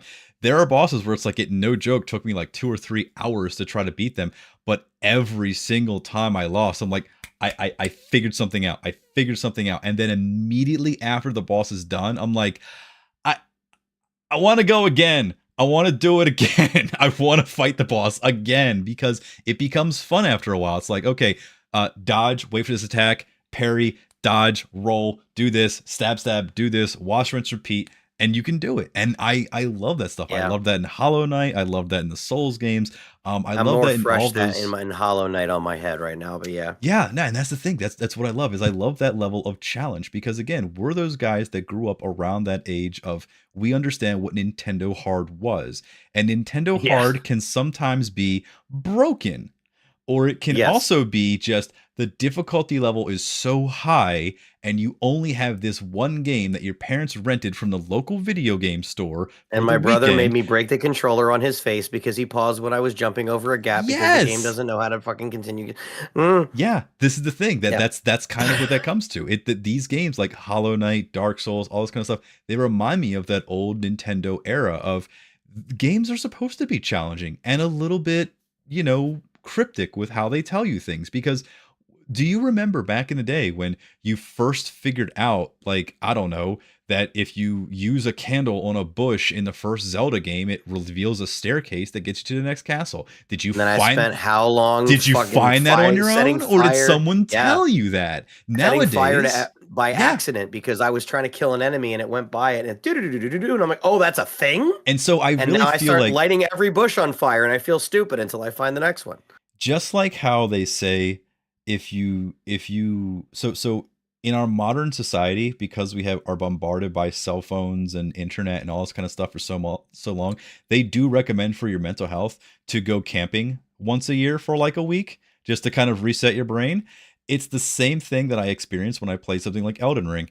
Games are supposed to have this difficulty and not have a tutorial and a cinematic that lasts for like 30 minutes at the start of every game to explain every little thing. You just need to know the basic mechanics, go out there, fail, come back, fail again, and every time you fail, you learn a little bit more and a little bit more, just like when I was playing Mega Man 1, 2, 3, 4, 5, and 6, just like I was playing Little Nemo, just like I was playing Battletoads. Little Nemo call out. Wow. I love Little Nemo because that game is so hard, but if you know what you're doing, you can actually beat the fucking game without a Game Genie. I miss games like that. That's why I like games like, those harder games, because it's like, it's not hard to be hard. It's so hard, bro. It's the hardest game. No, it's just, it's a game and you need to figure it out, and you're going to spend time with it. One of the things that I really loved about Hollow Knight's story, because you reminded me of it as you were saying that, is like, when you first start Hollow Knight, you're not told anything. Mm-hmm. You don't understand the context of what you're seeing and understanding. Mm-hmm. But the first thing you are shown in that game is the Hollow Knight and the radiance breaking through it, and it's screaming from inside its binds. Yeah. And you don't know what the weight of that scream is, what that noise is. Mm-hmm. And then you play this whole game and you realize that the Hollow Knight is only failing because the Pale King cared for him. And that's crazy. Really?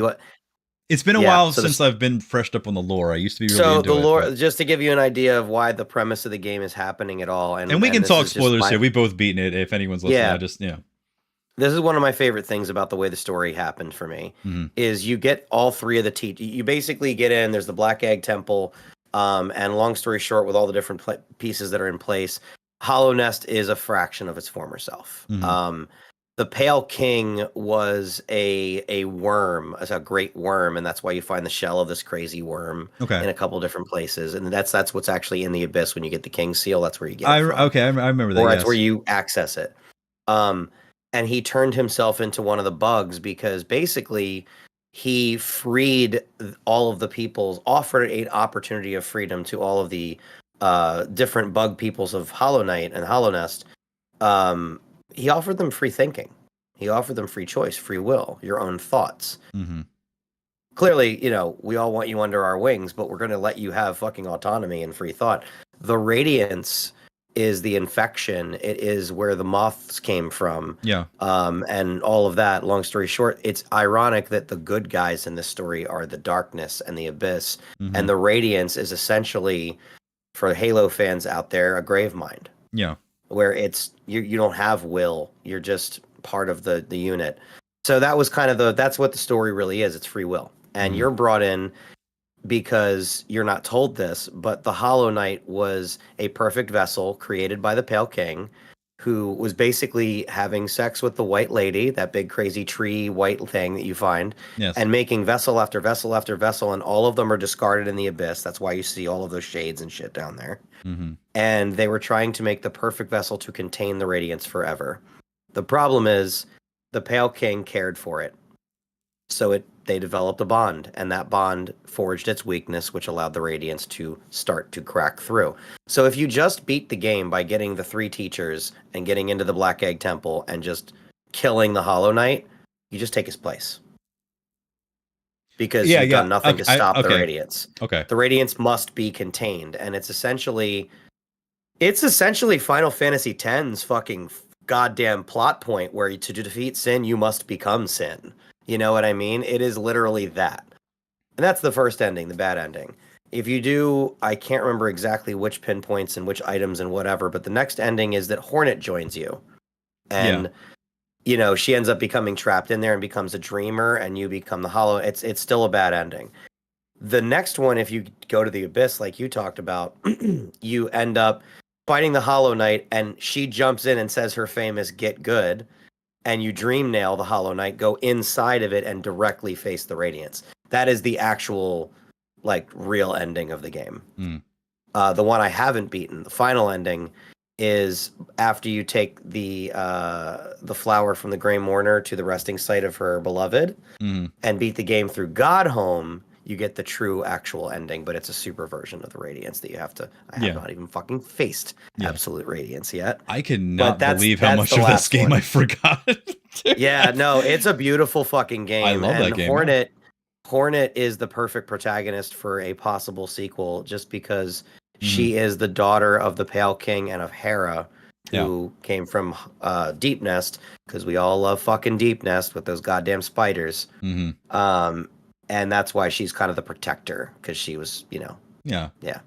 See, and that's the thing, I forgot a lot about the lore. The main things I remember are what charms I used, and the boss battles I liked, and just the overall experience. What was your charm setup? I'm curious. I'm a nail boy. I was a big fan of Rapid Nail. with like the with fucking quick slash. yeah, quick slash with the dash.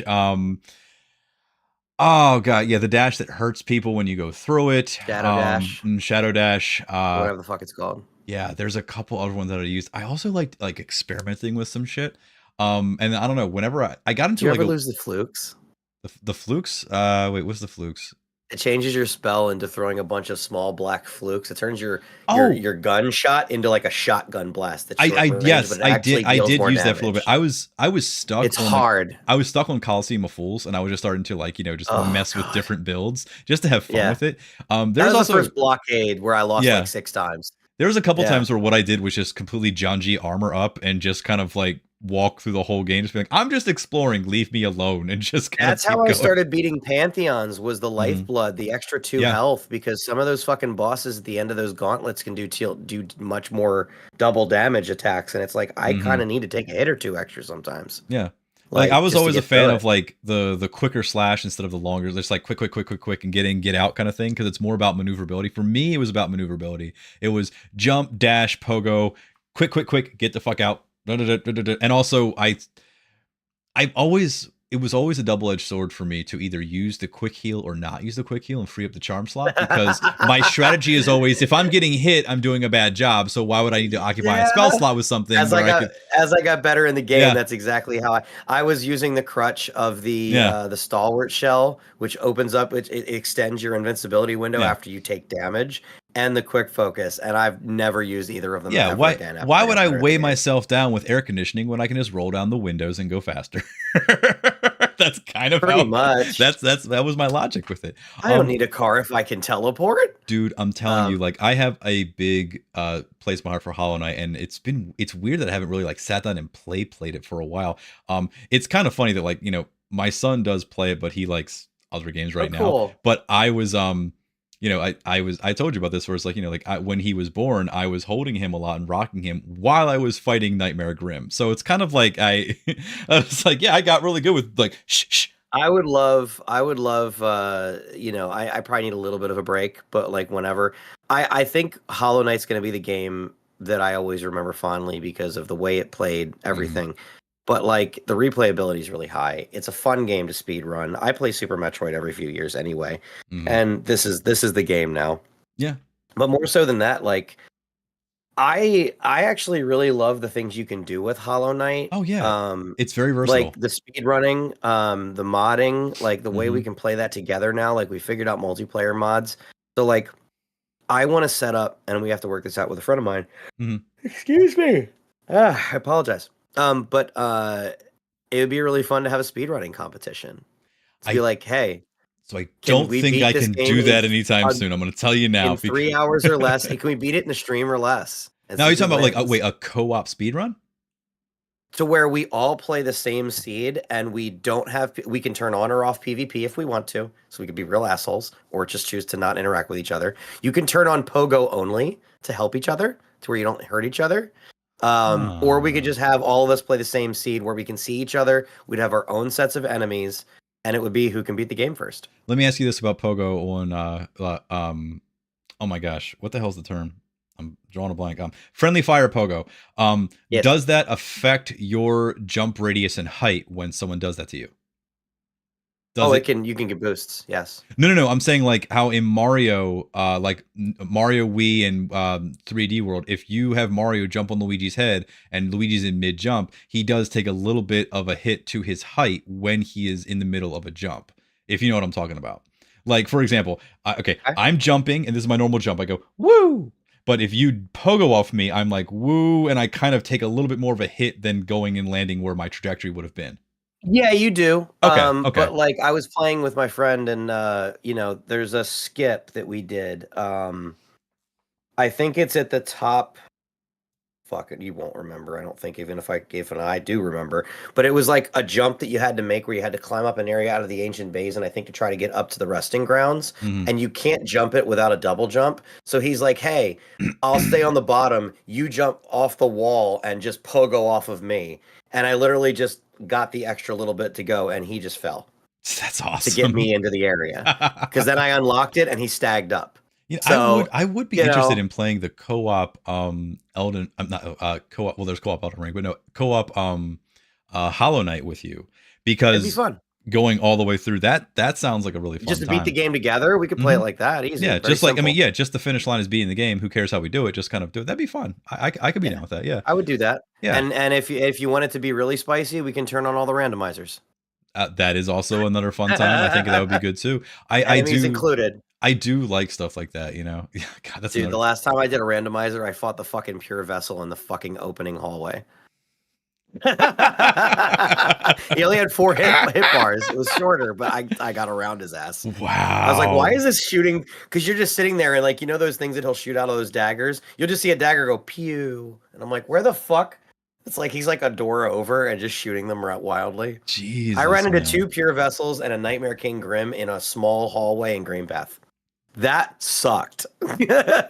I would just jump and dash through that. Do you have to fight them? No, just run through. That's Get out. Gosh. Oh man, you know what's funny is I can't believe that, like, with all this stuff with like Hollow Knight and all that kind of stuff, I'm surprised the game franchise like Blaster Master never came back in like a nice, done up well. They may have done like another HD one, but like that was one I remember when I was a kid. You get in a car, you drove around, you shoot things, you get out, you shoot some stuff. And it's nice. Bubble Bobble is another one. How about a Bobble is one of the OGs. How about a AAA gritty remake of Bubble Bobble? How about that? Oh my god. Super Mario Brothers, but not. Hey, this is something I was going to talk about on Friday, but look, I still hold this opinion that that Grand Theft Auto 4 is the gritty reboot of Super Mario Brothers.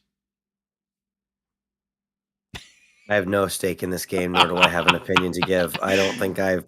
Come on, Nico. We're going to go ball. It's terrible. Nico. Hey, look, man, I can't... Honestly, that's been occupying my mind a lot, and I cannot wait for the next 48 hours when I start that. It is going to be a strange time because... And not to get too deep into this, because I want to actually talk about Final Fantasy with you. But I will say this. It is a strange feeling to know, hey, Grand Theft Auto games, outside of, like, okay, you have Grand Theft Auto 3, it takes place in the present day, and it came out in 2001. So it's present day 2001. That is over, it's about 25 years ago now, so it's not present day. They go to Vice City. It's this, like, period set piece of, like, hey, it's the 80s. San Andreas, it's the 90s. Cool. Then they go, GTA 4, it's now our new modern game in 2008 New York. And now that I'm going to be playing it on Friday, it's going to be a very strange feeling, because I haven't played it in years, that yeah, it is now a period piece, because it is now, 2008. It's 2008 is much different than 2025, and it's going to be strange. Yeah, it's going to be a very strange thing. So yeah, I'm excited for that one. So you want to talk about Rebirth? You want to talk about some Final Fantasy? I'm game. Okay. I always am. All right. Before we do that, I'm going to take a quick 1 or 2 minute. I'm going to go bathroom, and I'll be right back. Is that cool? Oh yeah. Yeah. Let's do joint break time, because I need drink too. All right. Be right back.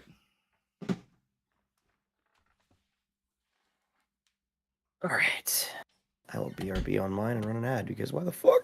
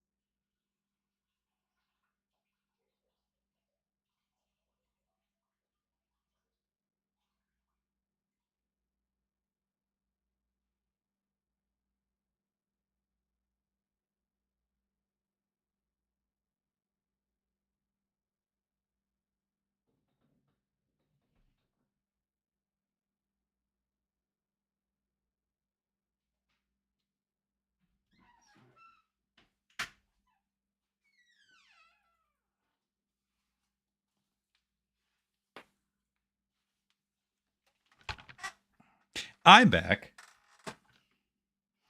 I am here. I'm having a good time, and I hope you all are having a good time. I hope you all are enjoying this little what is this? Live podcast and interview with me and Carthus Plays. Hopefully, we do more of these things. Maybe we won't. Maybe this will be the final episode. Who knows? Don't tell Carthus when he comes back. No, but I am enjoying talking about all this kind of stuff. Elden Ring, Disco Elysium, Hollow Knight, Baldur's Gate 3. I am actually really curious about Baldur's Gate 3. I know that it sounds like a game that I wouldn't play, but it really is a game I would be really into. Actually, when he comes back, I do want to ask him this, because what I have heard is that Baldur's Gate 3 does have a co-op mode. And if it's a co-op mode from the start, that might be something fun to play. However, I don't know how many people can be in the co-op. I don't know how the co-op would run if, it's, I mean, is it good for new players to start out playing co-op? Is it something that, you just have to play on your own and experience it on your own? I'm not 100% sure. But it does seem like a really fun game to play as single player. It seems like a really fun game to play as possible co-op multiplayer, but I'm just really put off by it because of all the DLC, all of the main chunk of game. There is DLC, right? Yeah, there is. I heard there's a really long DLC as well. And just like, but I don't know, the amount of choices that you have in that game, really, really fun. But don't tell him that that I'm saying this kind of stuff. I just want to make sure that he'll find this out on the recording, that I've been talking about him the entire time, and he has no idea that I'm saying these things about him.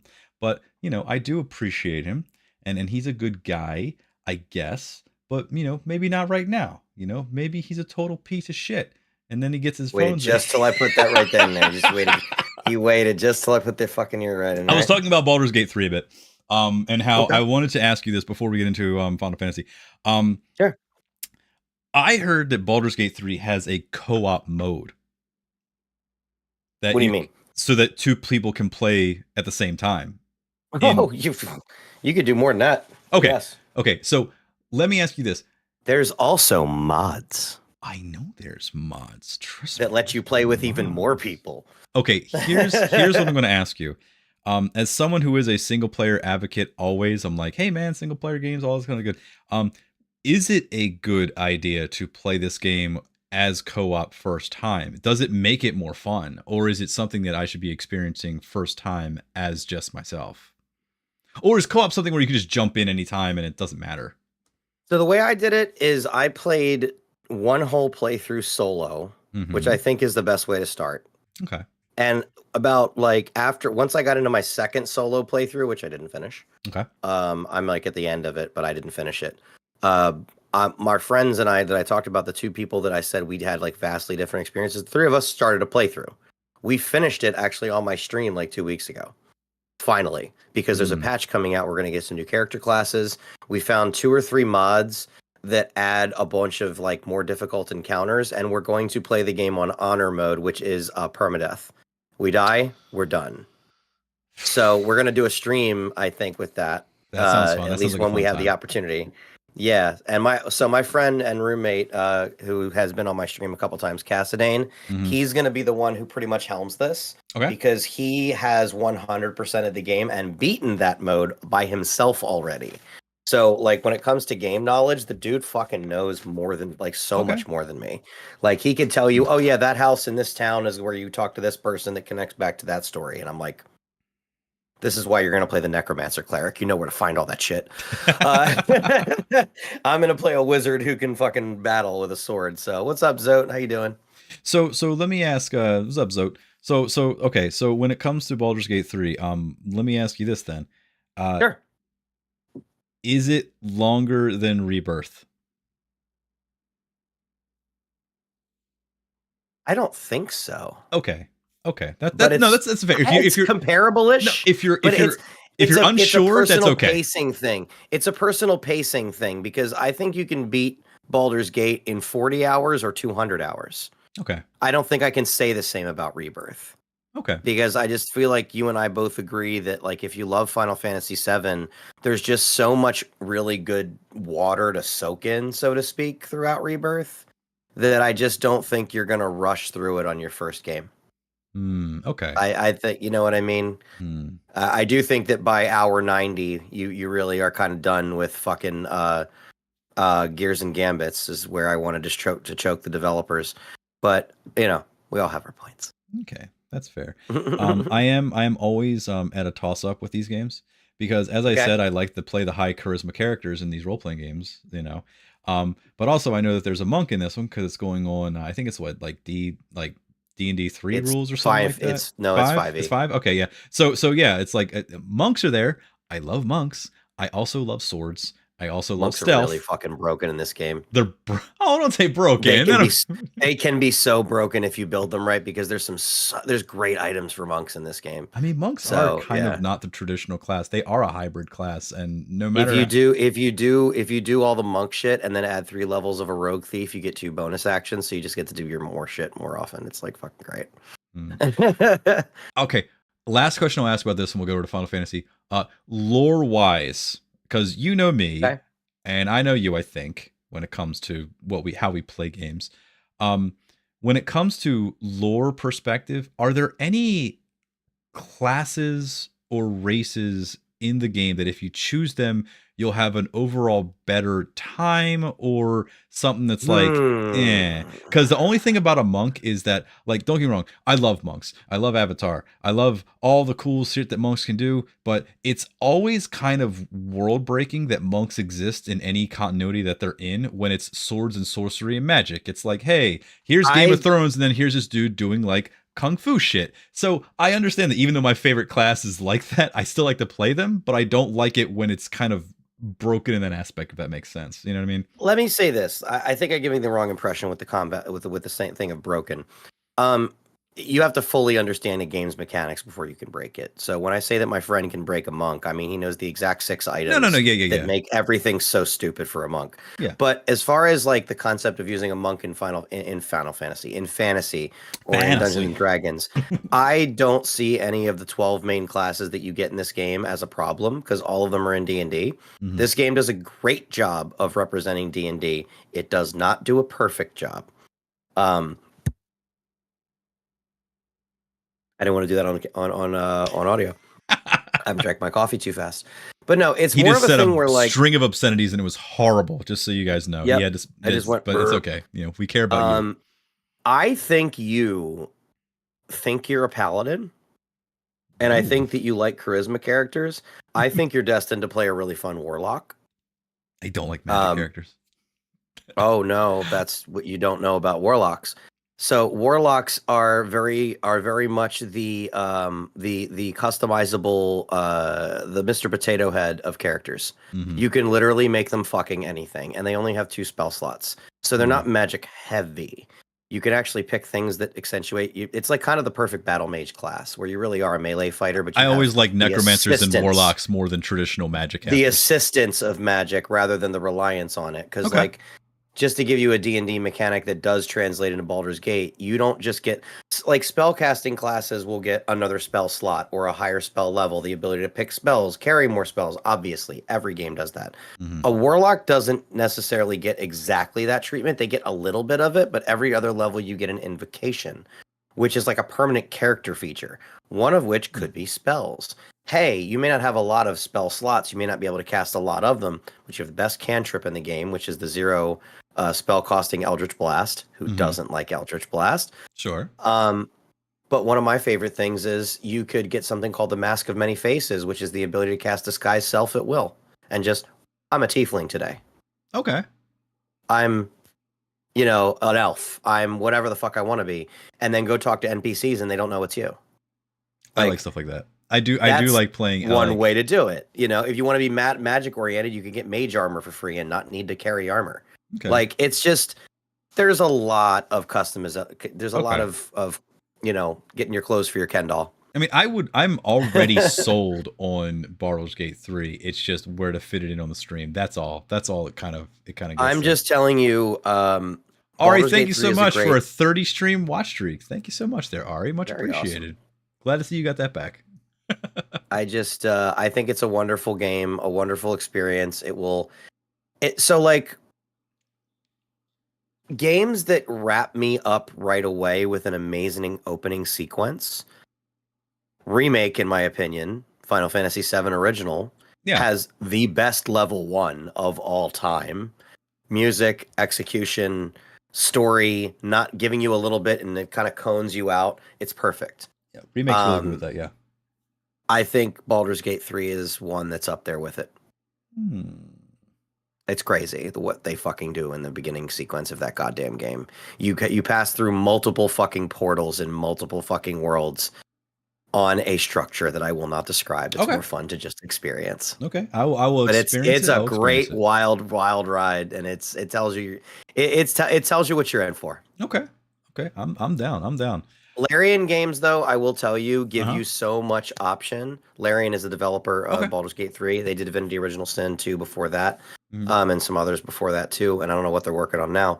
But when you talk about the monk class, there isn't actually, I don't think, a natural monk in the game, but there is a way to change any of the characters' classes you want to whatever you want. So there is a kind of full customization to all of it. You don't have to be what you're told to be. So you could play all monks if you wanted. You could be all clerics and call yourself the Amen. I mean, fuck, do what you want to do. Like, all right. Well, I'm sold on that. Let's talk Rebirth. So how do you want to tackle this? Because I know we can talk about it in a lot of different ways. We can go all night. But I do have about 20-30 minutes left. I was going to say we're already 11:30. It would not be a stream, or it would not be a podcast between the two of us complete without talking about this just a little bit. When it comes to Final Fantasy, when it comes to the third game, or just Final Fantasy VII in general. Just kind of thoughts and opinions on what's going to be happening. I know you've been following it a lot more. You want to do predictions? Oh, let's see. Okay, so before we do predictions, I'm just wondering what angle you want to take. I kind of want to do some predictions. Okay, we could probably like chop it up a little bit. How about this? We can do some predictions, but let's go ahead and save that for the second half, I guess. Okay. You were talking about how there was a theory on how it's no longer a sequel, and you were explaining that to me on the phone, but I think that's good for this. So go on about that and tell me a little bit more about that, because I think I'd like to have that kind of on this a bit. I think that my understanding of Final Fantasy VII as a story has changed quite a bit over the time that I've enjoyed it for almost 30 years, because it came out in the late 90s. And my basic understand, like, I didn't even know it was called Mako until a few years ago. It was Mako for a very long time. I can't be the only one. Fuck you and your Ketchi. Anyway, not you personally. No, I know. Ketchi is weird. It's Kate goddamn Sith, and we all don't like him, and that's fine too. Kate Sith and Aerith. Aerith, Aerith. I actually, it's Aerith now. I still say Phoenix down forever. I still say Phoenix down. Phoenix. Oh, that's cool. Okay, it's a deep cut. So when Remake came out, the box art and the promotional art had Sephiroth with the Black Wing. Okay. Which to me, and to anybody who really is a fucking Final Fantasy VII crazy person, your first thoughts on that are, this is post-Advent Children Sephiroth. Because he didn't actually have the Black Wing until Advent Children, which is the movie that is the canonical follow-up 2 years later of the original story. Right. At the end of the original story, everybody died. Moss overgrows Midgar, and Red 13 and his kids are there, and we're like, oh, cool. We stopped the big bad evil company and the planet won. No, apparently all humans and everything was dead. Because Sephiroth's, like, geostigma curse didn't completely bring him back to life, but was enough to slowly kill off people. Which is basically his undead soul roaming a dead corpse of a planet. He doesn't really win in that either. So all of that, to my original understanding of Remake, justified why Sephiroth essentially asks for our help when he opens up this big white gate. And Aerith, of all people, steps forward and says, we have to do this. Which is strange as fuck, because she obviously has future Aerith like knowledge that she shouldn't have. I think when she sits down at the pipe at the very beginning and the Mako is coming out of it, she's getting a message from herself. Yeah. And that could have been, like, you could look at the original that way too. Like the planet was talking to her. It could be her talking to her. It doesn't really matter. Talking to each other essentially from those two perspectives. It's all up to interpretation. And It's really, Japanese storytelling is not like American storytelling in the sake that they need to define every single damn detail. They leave a little for you. Tell that to Kojima. And that's okay. Listen, the American audience likes to yell Kingdom Hearts bullshit, and for the most part, I support you. I don't think that's what's happening in this story at all. I think everything has a reason and a purpose. And I think that at the end, we changed things with Remake because Sephiroth and Aerith both know the outcome. Does that make it a sequel? I think we thought so at the time. But after Rebirth, I don't think it's a sequel. I think it's a retelling. I think that the trilogy is it is the culmination, final project execution of the original developers to take Crisis Core, Before Crisis, Dirge of Cerberus, Final Fantasy VII, Advent Children, and smack it all into one world, one cohesive, no longer a misunderstood story. Because every single questionable new thing that I have heard of outside of the whispers themselves as being, something new, the plot ghosts, as everybody's referred to them as, they were all in the original in some capacity. And I think that when you look at 30 years ago hardware versus 30 years ago storytelling versus these developers who had great ideas and were in their 20s, and now there are minds in their 50s, they're executing this at a much higher level. It's the same story, it's the same characters, kind of culminating to its ultimate form. And my example and reasoning for this is that the developers were offended after Remake when some of the original fans voiced that they thought Tifa and Aerith were competing for Cloud. And they were, interpreted as like, being competitors or something. And the developers were kind of like hurt by that because they were like, no, Tifa and Aerith are the closest of friends. And that didn't come across in the original exactly the way they wanted to. So what happens in Rebirth, dude? They hammer that home. They hammer that relationship home in this game. And that's one minor example of the way I think that they're going about trying to give this its ultimate form. The Genova shit at the end of the Temple of the Ancients with the Cetra and all that imagery. Fuck, man. Like, that is just elevating what Genova was into a visualization we've never been given. Yeah, there was a lot of that. And I think that that's kind of how you have to understand what the story is. They have changed it. Zack is how they're incorporating Crisis Core. Okay? That's what it is. That's how they're not redoing it. That's why they just re-released it, essentially, with some new paint and new voice acting. They didn't change it. Yeah. Because Zack being involved here is the Crisis Core influence. I cannot fucking wait to see Vincent have to fight off Nero and deal with all that deep ground shit, because I guarantee you Lucrezia is going to be involved in that deep ground shit. They saved all that for a reason. Like, I just think it's a better written version is what we're getting. And before I go off into 17 fucking directions, I do think that that's the point. I think that they're making it all just, the best. It is the ultimate remake, and it's being given a love. It's being given a love and a passion that I don't think we're ever going to see again. Yeah. If another Final Fantasy 6 or 9 or any of them, and they would both deserve a remake, it's not going to be a trilogy. It's going to be one game. This is the problem. This is a strange passion project. Yeah, because 7 does represent a time when that team got split apart after 7. Mm-hmm. That's one of the things that changed Square quite a bit. So, but that's a whole other. No, well, that's the thing. That's one of the things about this game is that because you hit the nail on the head with that, and I like your interpretation of it. The thing is with playing this game, I realized this when I was playing it. That there will be games that are better or with a better story or with a better combat thing or whatever it is in the years. I mean, it's happened in the years that Final Fantasy VII OG released, but we're never going to experience a game that does what it's doing in this capacity unless there's some other game from around that time period or whatever it is that suddenly makes some sort of remake, remaster years later that gives it new coat of paint, new life, new interpretation, new fandom, new whatever it is that this is doing. It's like when I was saying when I was playing it, because I've had the experience of going back and seeing some of it because I've been uploading just chatting segments to the YouTube channel from that time period. You can see my tone shift from I'm gonna play it, I know I'm gonna like it, whatever it is, but it's like okay, but then it's but then it kind Christmas morning. Yeah, there's a lot of moments like that because I still always say this, and this is not to its detriment. I still always say, I still stand by this. The remake, Rebirth, and whatever this next one's going to be called, Reborn. The Calling three it now. games, the three best things about this game, and I like it in this order, and it doesn't mean that it's bad that it's in this order. The number 3 is the story. The number 2 is the combat, and the number 1 is the music. And when all three of them work together, it creates this beautifully done, masterful way of, you might not be into this story of trying to hunt down a chicken that's going to get cooked up for dinner. Okay, fine.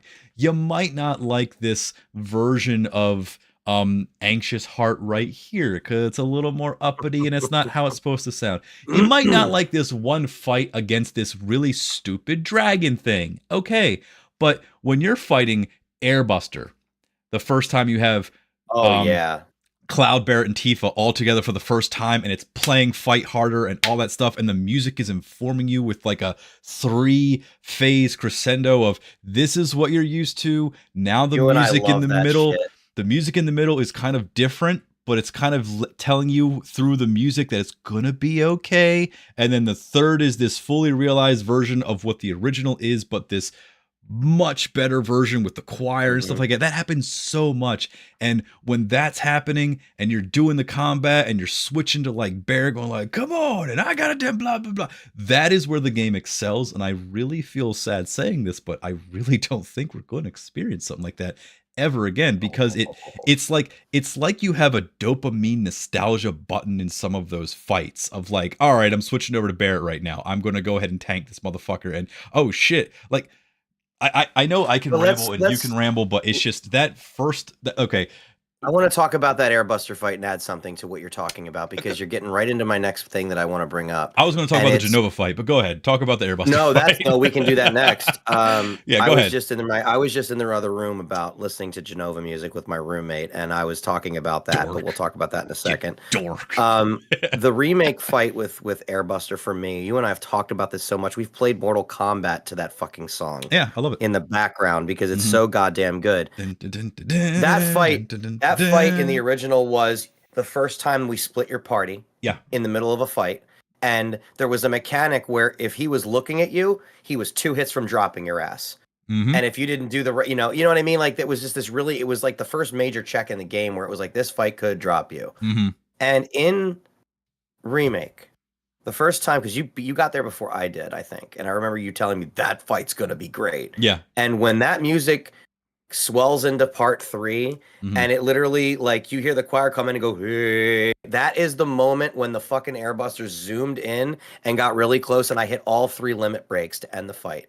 I got that was my first experience with that battle. Yeah. It was just never gonna replicate that moment. And that's, I think, really what Remake and Rebirth have done an amazing job of, is taking what was there and elevating it in a way of storytelling. Yes. Do you realize that in Rebirth, the first Genova track that you hear when you fight them on the boat, it's really the first time that you truly encounter Genova in the original game, is on that boat. It's the first time the game is telling you, you've been fucking with Genova this whole time, and now Genova hasn't seen your face. Except for Hojo's lab. You. Except for Hojo's lab. There's remnants. You don't really fight Genova there. Right. You do in Remake. It's not the first fight, but but it's the first time Genova's on the run from you and turns to face you, so to speak. Yes. And it's using Sephiroth's visage.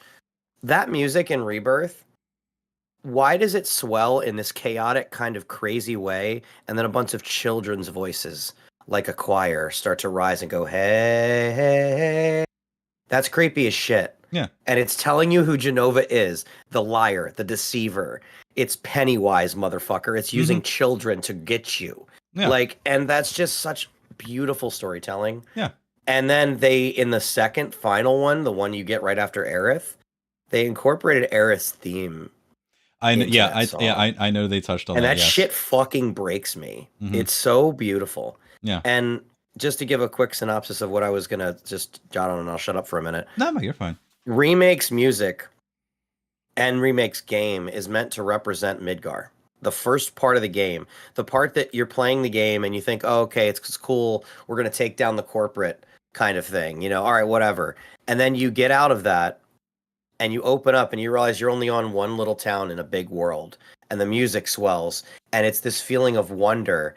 And my friend described the Rebirth soundtrack after having never played any of these as intoxicating. Yeah.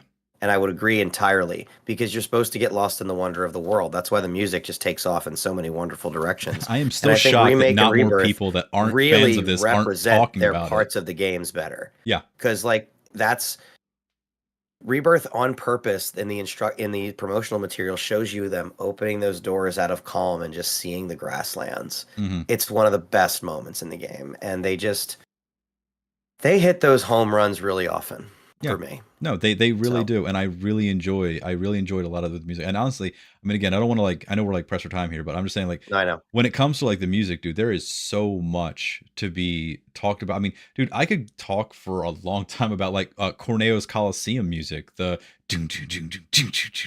just played the Rufus fight from a friend of mine. Another really good one. There's so many good ones where it's like, I am experiencing. Actually, I'll take a quick sidebar and then we'll. Okay, I don't know what they're gonna do with Rufus in part 3. Okay, here's that what is I'm actually a wild card. Because I want to get to predictions, but let me just wrap this one up with just this one more thing. So I wanted to talk about Corneo's Coliseum with this real quick. 3 fucking hours I could talk about this shit. Oh, I know. There is crazy. Well, we can do like a part 2 or 3 or 4 or 5. But here's the thing: when it comes to the Corneo's Coliseum music, that right there in Remake was kind of a moment for me, because there's a lot of moments in Remake. There's a lot of that like Bloom Off the Rose nostalgia, things like that. But that was the first. That was the first time that I was in like, maybe not the first. That right there was one of the first times when I was playing Remake where I'm going, okay, hold on a second. This didn't happen in the original. It didn't go down this way. And I'm in a world that I'm so familiar with, so intimately familiar with this world. And this is something I've never seen, I've never experienced, and this music could have fit right in with the original soundtrack, and it's here. And I remember just sitting in that locker room with Cloud and Aerith before the Coliseum fight, which I knew was going to be like some crazy shit. But just like hearing that going, and then it's just like, it could have been enough with just a doom.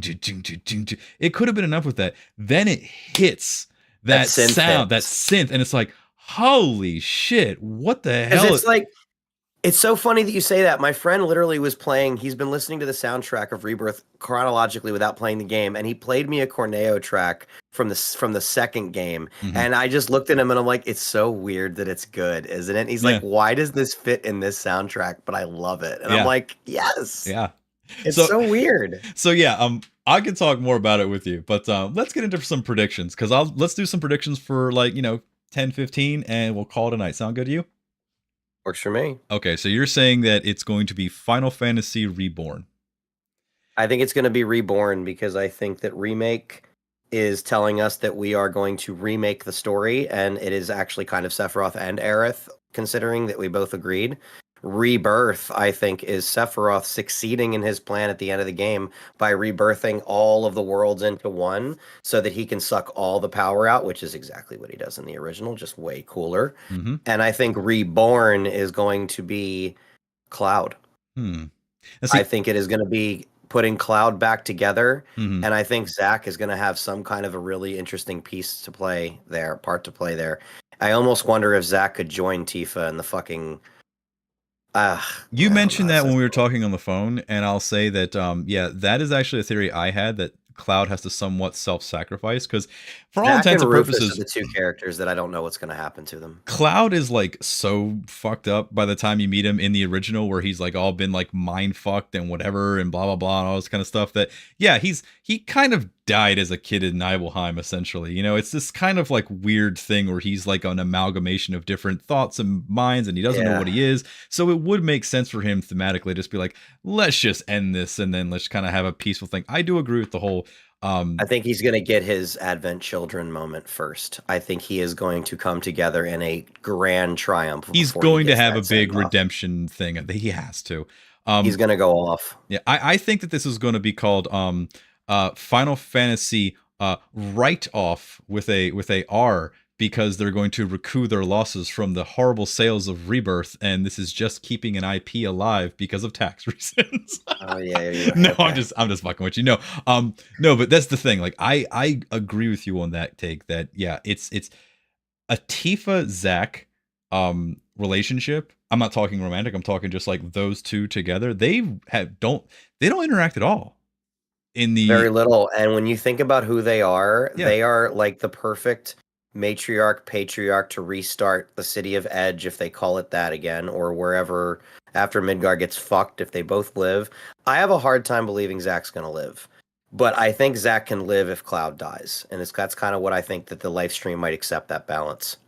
Mm-hmm. And I yeah, just don't know that Zack would ever make that choice. now this is the thing though. Are you So I'm not sold on that. I'm just okay with the idea that if they're going to continue the franchise afterwards, I would want Zack and Tifa. do you But I'd be think okay that with this just is Tifa. going to end with another jump to 500 years later with, Moss taking over the world?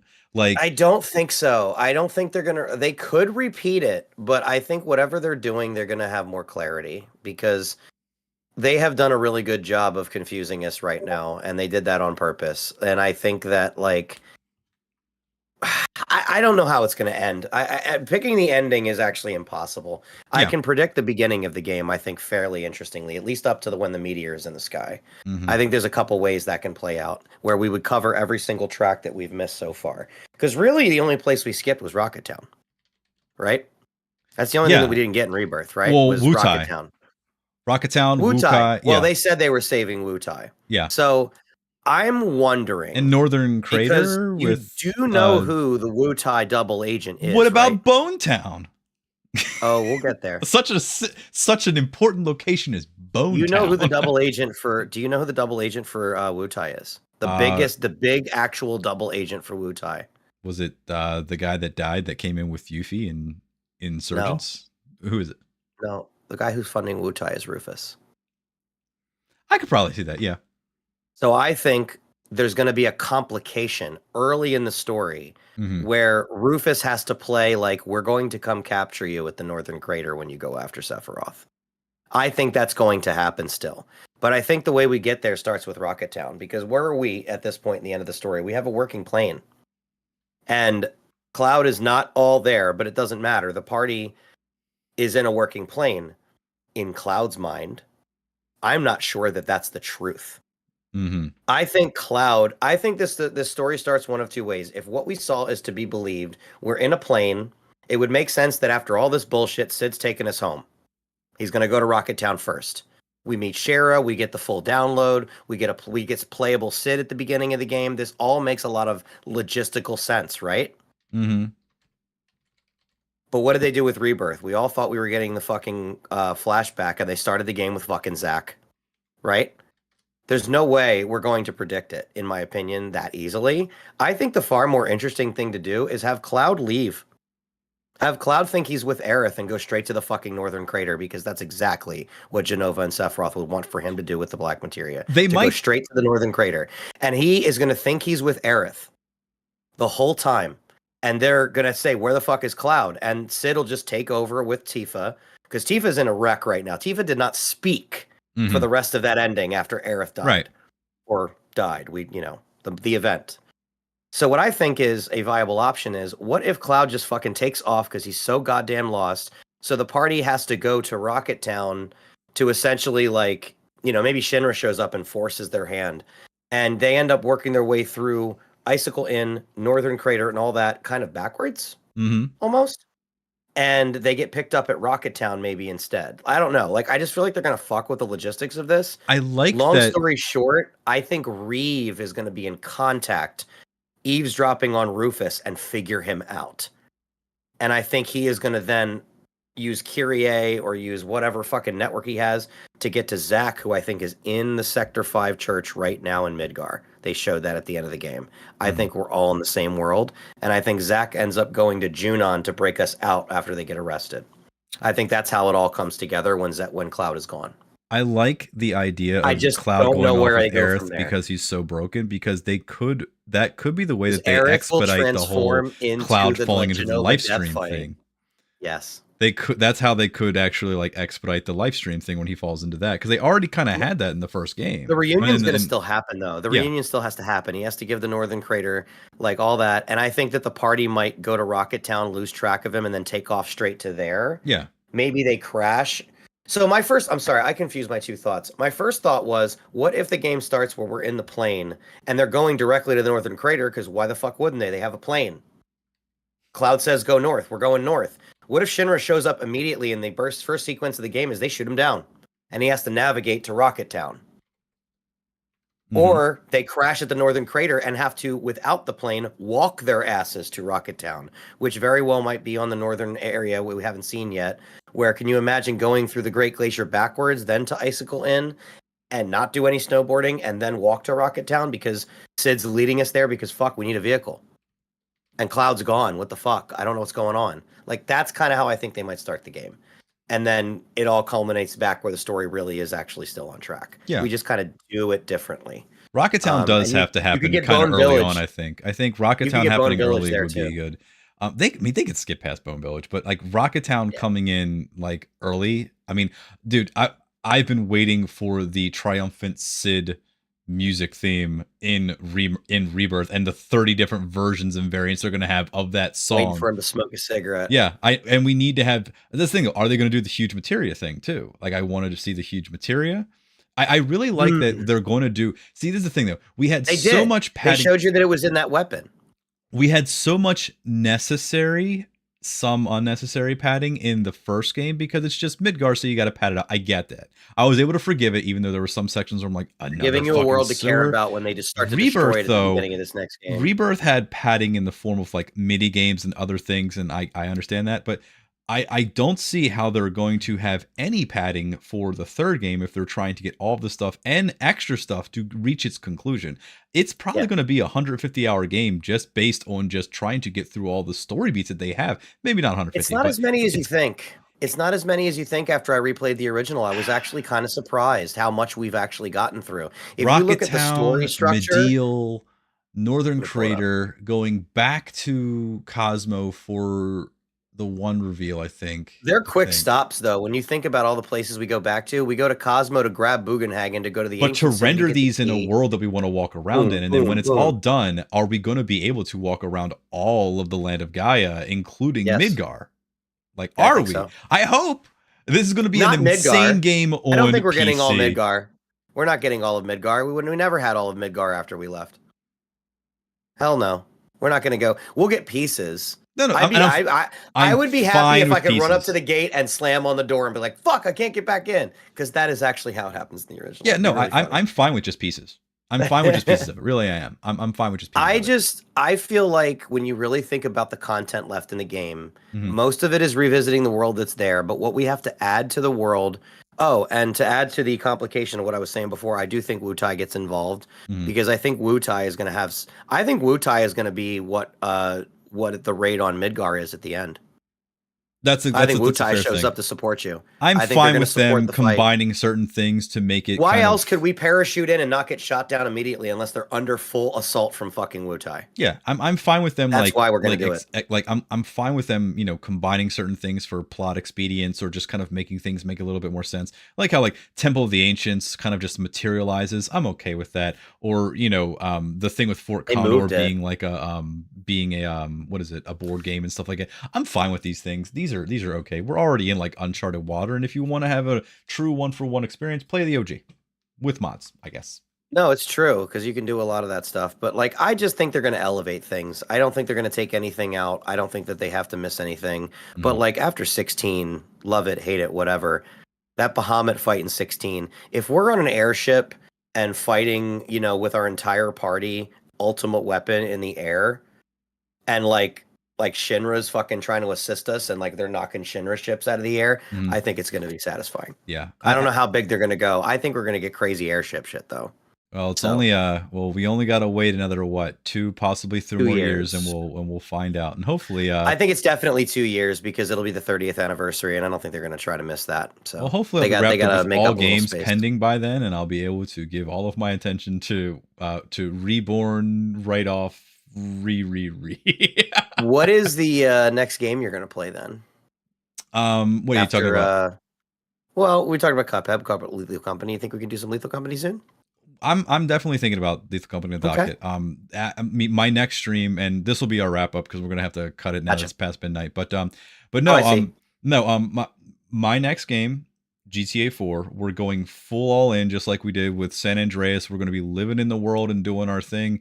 It's going to be a really fun time. It'll be fun all around, at least for me. And then after that, there will be a break in between that and GTA 5, and we're going to do some other shit. Hopefully, we'll have some fun stuff in there. I think I would like to possibly dabble in Persona 5 Royal for a little bit just to see. I'd also be interested in doing some Lethal Company or some other things we talked about. Baldur's Gate 3, I'd buy it, but with, pending GTA 6 and other games I already own and have not played, it would not be a good financial choice just for me to start playing it, but I do want to. So, but you want to. I know I do want to. The want Thank you is for there. the follow, 10. I appreciate it. The want is there, but the flesh is weak and squishy, as they say.